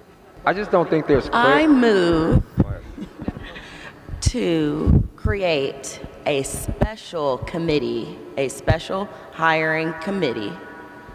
And then, so if that motion's on the table, it would go to discussion. And then I imagine in that discussion period, we would discuss who is interested in being on that special committee. So there's a motion on the floor we have a second? Second. Motion is open for discussion. Who is interested in being on a special hiring committee? I have a question. You say a special committee? What does a special committee mean? A special committee is simply a committee that is not one of the standing committees under our rules. So like an as needed. So our rules allow... An ad hoc committee? Sure. Okay. So then my one clarifying question is, for the ad hoc committee, under our rules, it needs to be between 3 and 5 commissioners, correct? And that is who can serve on the committee? Or are you trying, or when we say special committee, are we saying that it's not... It must consist of at least 3, yes. Sorry, say that again? It must consist of at least 3, yes. Right. Okay. So this isn't a committee. Actually, I'll amend my motion to have an ad hoc committee of no more than 3 members to be a special hiring committee. Do you second that? I'll second that. Mr. Chairman, I will second that. The motion has been seconded. It's open for discussion. Any comments? All right, so if you don't mind, I would like to say this. I am very hesitant to open up more committees right now. As co-chairs, we are stretched very thin to try to help the committees that we have right now to function. So I'm not supporting opening up a new committee right now. What I could support is perhaps maybe send it to the Promotion and Evaluations Committee, but right now, we barely have, like right now, we have 2 commissioners on rules and a co-chair sitting in. We have, 2 commissioners on budget and grants and a co-chair sitting in. We've got several committees where we barely have enough people to run those committees. And so I'm just hesitant to open up additional committees as we're struggling to populate committees that we have currently. And I think that clearly some of this needs to be ironed out, which is why it was put on the agenda as a discussion. So I'm not saying no to anything. I'm just trying to listen to everything that's going on. But when I hear like it's almost like I get like a trauma response when someone says we need another committee on the CPC right now. Commissioner Rodriguez and Commissioner Coleman. So I do understand that, and I do agree with that point with committees, but I also would like to raise a few alternative perspectives. Is during the first 2 years, we basically didn't have any kind of foundation where we have, like an example, draft documents that whatever the committee is, they could utilize and like mold to what they see fit, because we do have new set of commissioners. They have a variety of perspective and ideas. I also think it's best practice, especially if it's in our bylaws, to ensure that we try to adhere to our bylaws, which names specific committees, work groups, ad hocs, as well as we have a number of items that need to move forward. The reason why in year 1 and year 2 there was a lot of undermining and scheming, and it is my hope, especially with new commissioners, that that does not occur. Was there, Commissioner Coleman, did you have something additional you were going to add? I was just asking, I'm going to ask a question of clarification. You're saying opposed to an ad hoc committee, simply have it done in promotions and evaluations. Is that what you were saying? What I'm saying is that I'm definitely opposed to creating a new committee. And I think that we have to decide then how we move forward. And I think that's an option. I think there's an option to run it through that committee. And if we're not going to create a new committee, then it seems like the most logical place to have hiring go through. And I would just say right now, I feel like this conversation feels very unfinished. I feel like there's more things we need to explore. I think there's more things we need to consider. So I think forming that committee now, although it may be necessary in the future, I think forming it now is I just feel like it's too early. I feel like we need to consider more things, iron things out a little bit more, to just make sure we're doing everything efficiently and effectively. We like John said, we still haven't closed out MGT's prior contract yet. So I just want to see what our options are before we move forward, and have a motion that's been, looked over and carefully, thought out before we present it. Commissioner Morel Benito. I completely understand, I think, where Dr. Adams is coming from. I also completely understand why we need to have a committee. So I think that another consideration for us to realize that we have 3 staff right now.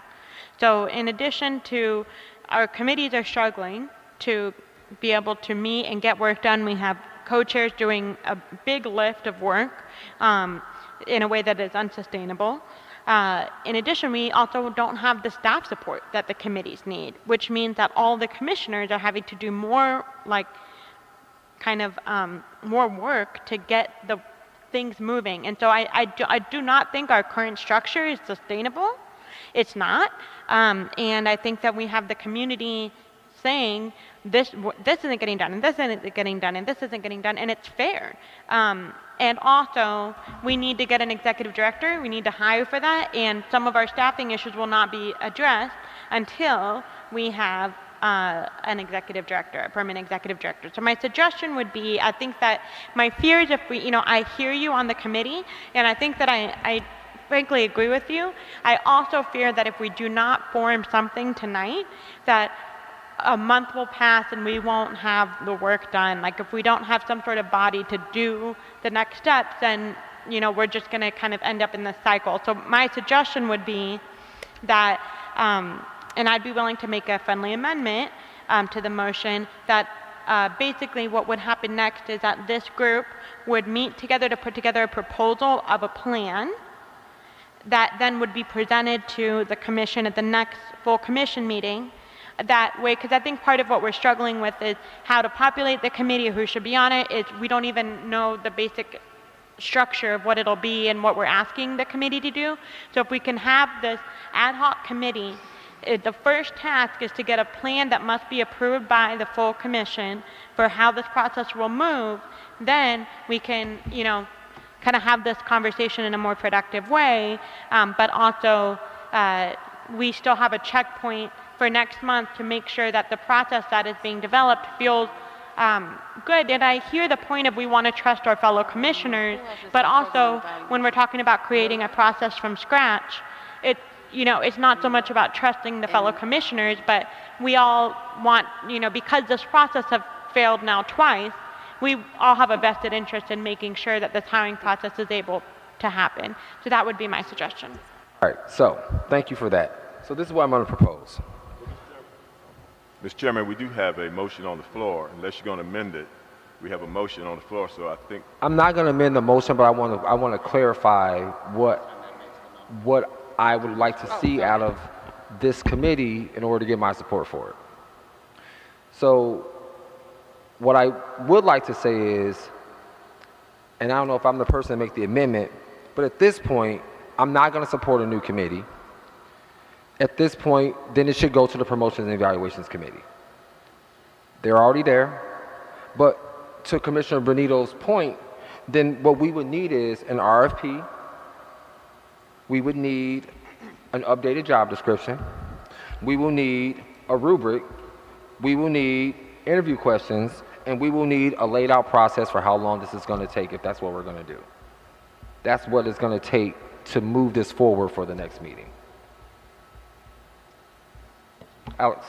If I may, there is an amendment on the table already. The underlying motion is the motion to formulate the hiring committee, and then the motion to amend is to formulate the hiring committee with no more than 3 members. So that is the question before this body. It's usually not debated, but I understand it's part of the greater motion, in which case that amendment should be voted on before any sort of additional amendments are voted on.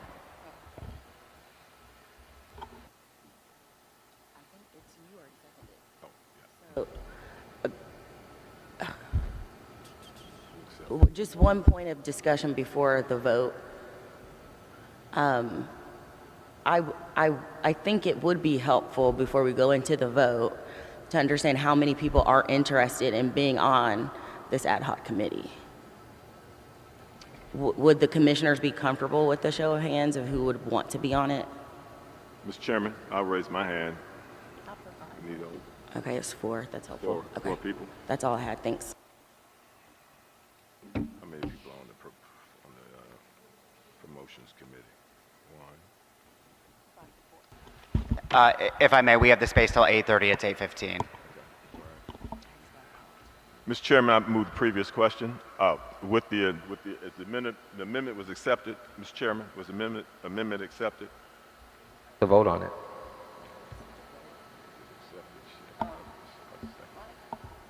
So the amendment, someone restate the amendment, please. So to clarify, the motion was to establish this committee, and the amendment was that it couldn't, was it 3 people?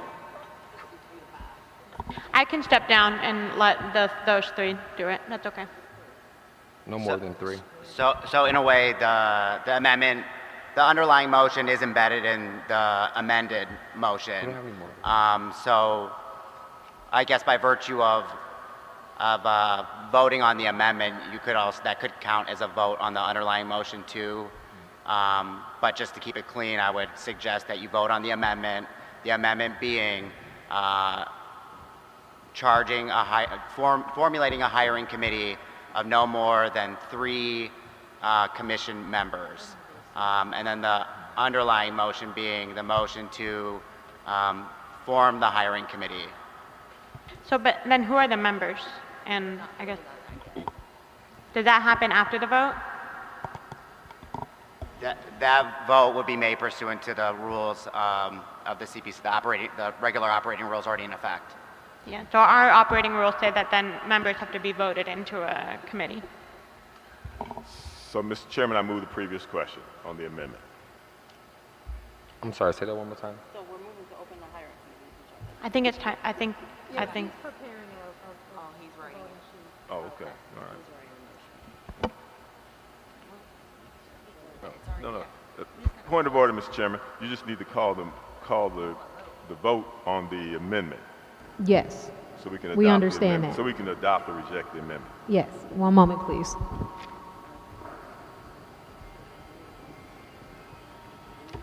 Because we ran out of sheets. All right, so the vote is on the... The amendment to make the committee no more than 3 members.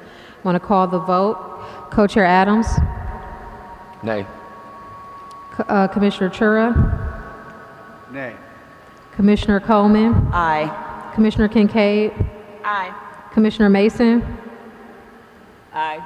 Commissioner Miller? Nay. Commissioner Morera Benito?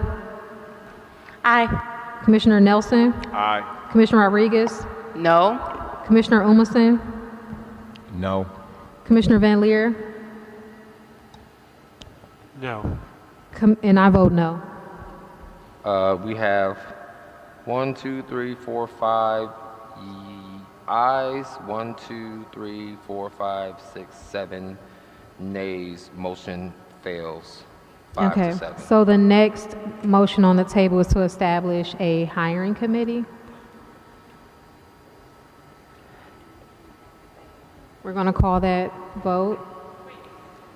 That was the amendment. No, The amendment was to make it 3. Oh, 3 instead of what? Instead of 5? Just no more than 3. Oh, okay, gotcha. So in our bylaw, so I guess we're looking to open a committee.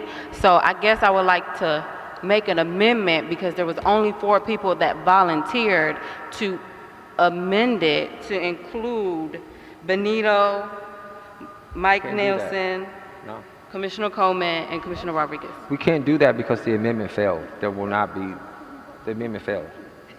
Yeah, for 3. So you want to make another amendment? Yeah. Yeah, so it's at no more than 3.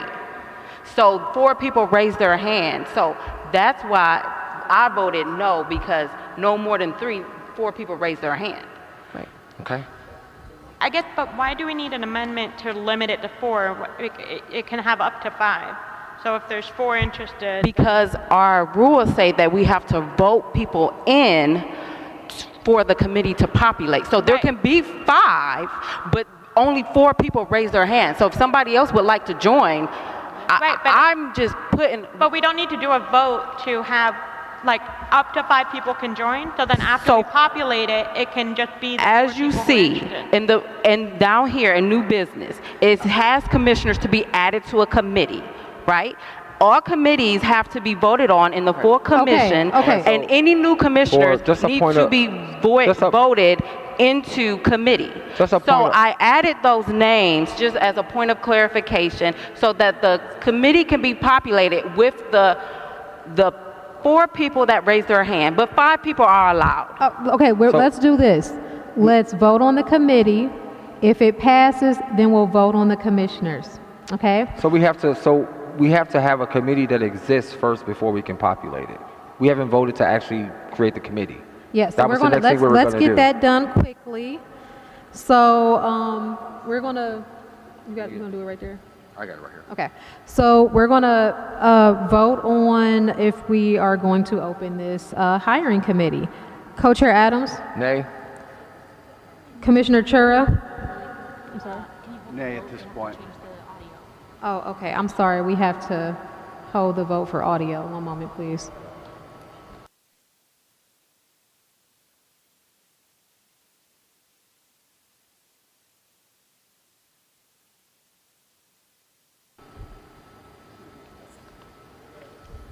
We're all set? Okay, we're all set. Co-Chair Adams? Nay. Commissioner Chura? Nay. Commissioner Coleman? Aye. Commissioner Kincaid? No. Commissioner Mason?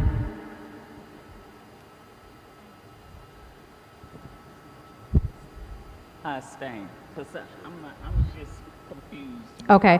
Commissioner Miller? Nay. Commissioner Morera Benito? Nay. Commissioner Nelson? Before I vote, was there a second to the point of order? Was there a second to the motion made Yes. by the chair? Who made that second? The second was made to create the committee, and then there was an amendment made, and that was second. So now we're voting backwards. We're voting on the amendment, and now we're voting on the motion. Meyer or Chandra. It was a woman on their side.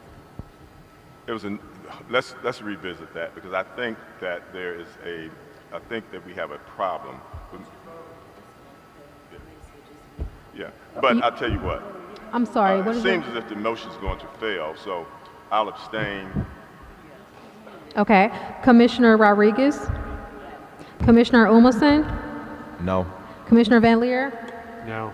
And my vote, no. Vote is 2 yeses, 2 abstain, and 1, 2, 3, 4, 5, 6, 7, 8 noes. Okay. So that is old business. We're going to move forward to new business, new commissioner committee selections. We have three motions. We have 2 motions. One to select so that Emo Umason could be selected for the Budget and Grants Committee and also the Outreach Committee. I second that motion. Okay, is there any discussion or debate? Put them all in one motion. Oh yeah, we could. And then also to add, the motion will also add Michael Nelson to the Promotions and Evaluations Committee. I second that. Hold on 1 second, Maya, do you want to leave training? Yes. Okay, and also remove Maya Kincaid from the Training Committee. And I'm supposed to be removed from promotions and evaluations. You want to be removed? Yeah. Okay, and then Tara Coleman will be removed from Promotions and Evaluations. So again, we are moving to add Emo Umason to Budgets and Grants and Outreach, Michael Nelson to Promotions and Evaluations, to remove Tara Coleman from Promotions and Evaluations, and to remove Maya Kincaid from Training. Is there a second? I'll second. I second. Is there any discussion or debate? All right, we're going to call the vote. Co-Chair Adams? Aye. Commissioner Chura? Aye. Commissioner Coleman? Aye. Commissioner Kincaid? Aye. Commissioner Mason? Aye. Commissioner Miller? Aye. Commissioner Marrero Benito? Aye. Commissioner Michael Nelson? Commissioner Adriana Rodriguez? Aye. Commissioner Emo Umason? Aye. Commissioner P. Van Leer? Aye. And I vote yes. That passes. Congratulations, everyone, coming and going. Welcome, Emo. Okay, we have about 5 minutes left. Does anyone want to discuss any of the committee assignments or openings? I move the adjournment. All right. I'm sorry, Commissioner Benito? Yeah. I just wanted to validate that I think that commissioners are a little frustrated about the hiring committee vote, and I think it's valid, and it's important work that we need to move forward. And I think that when we are not on the same page, it is a sign that we have some work to do in the interim to talk and work together to get together on the same page on how we can move forward on this. And so I just want to validate any frustration that we didn't get that done tonight. And also a lot of work has to happen between meetings. And so that means having conversations. So I think that we should all work on talking, not in any way that violates Open Meetings Act, not in groups, but just to make sure that we are prepared for votes and meetings. And so, yeah. Okay. I would like to make a comment. So I would say, especially with this executive director, there has been a number of attempts to constantly create loopholes, create schemes so that it does not go forward. I would also like to voice my frustration, and there is a number of emails, there are a number of live streams that you have seen. Thank you. There was a motion to adjourn. Is there a second? Second. All in favor? Aye. Meeting adjourned.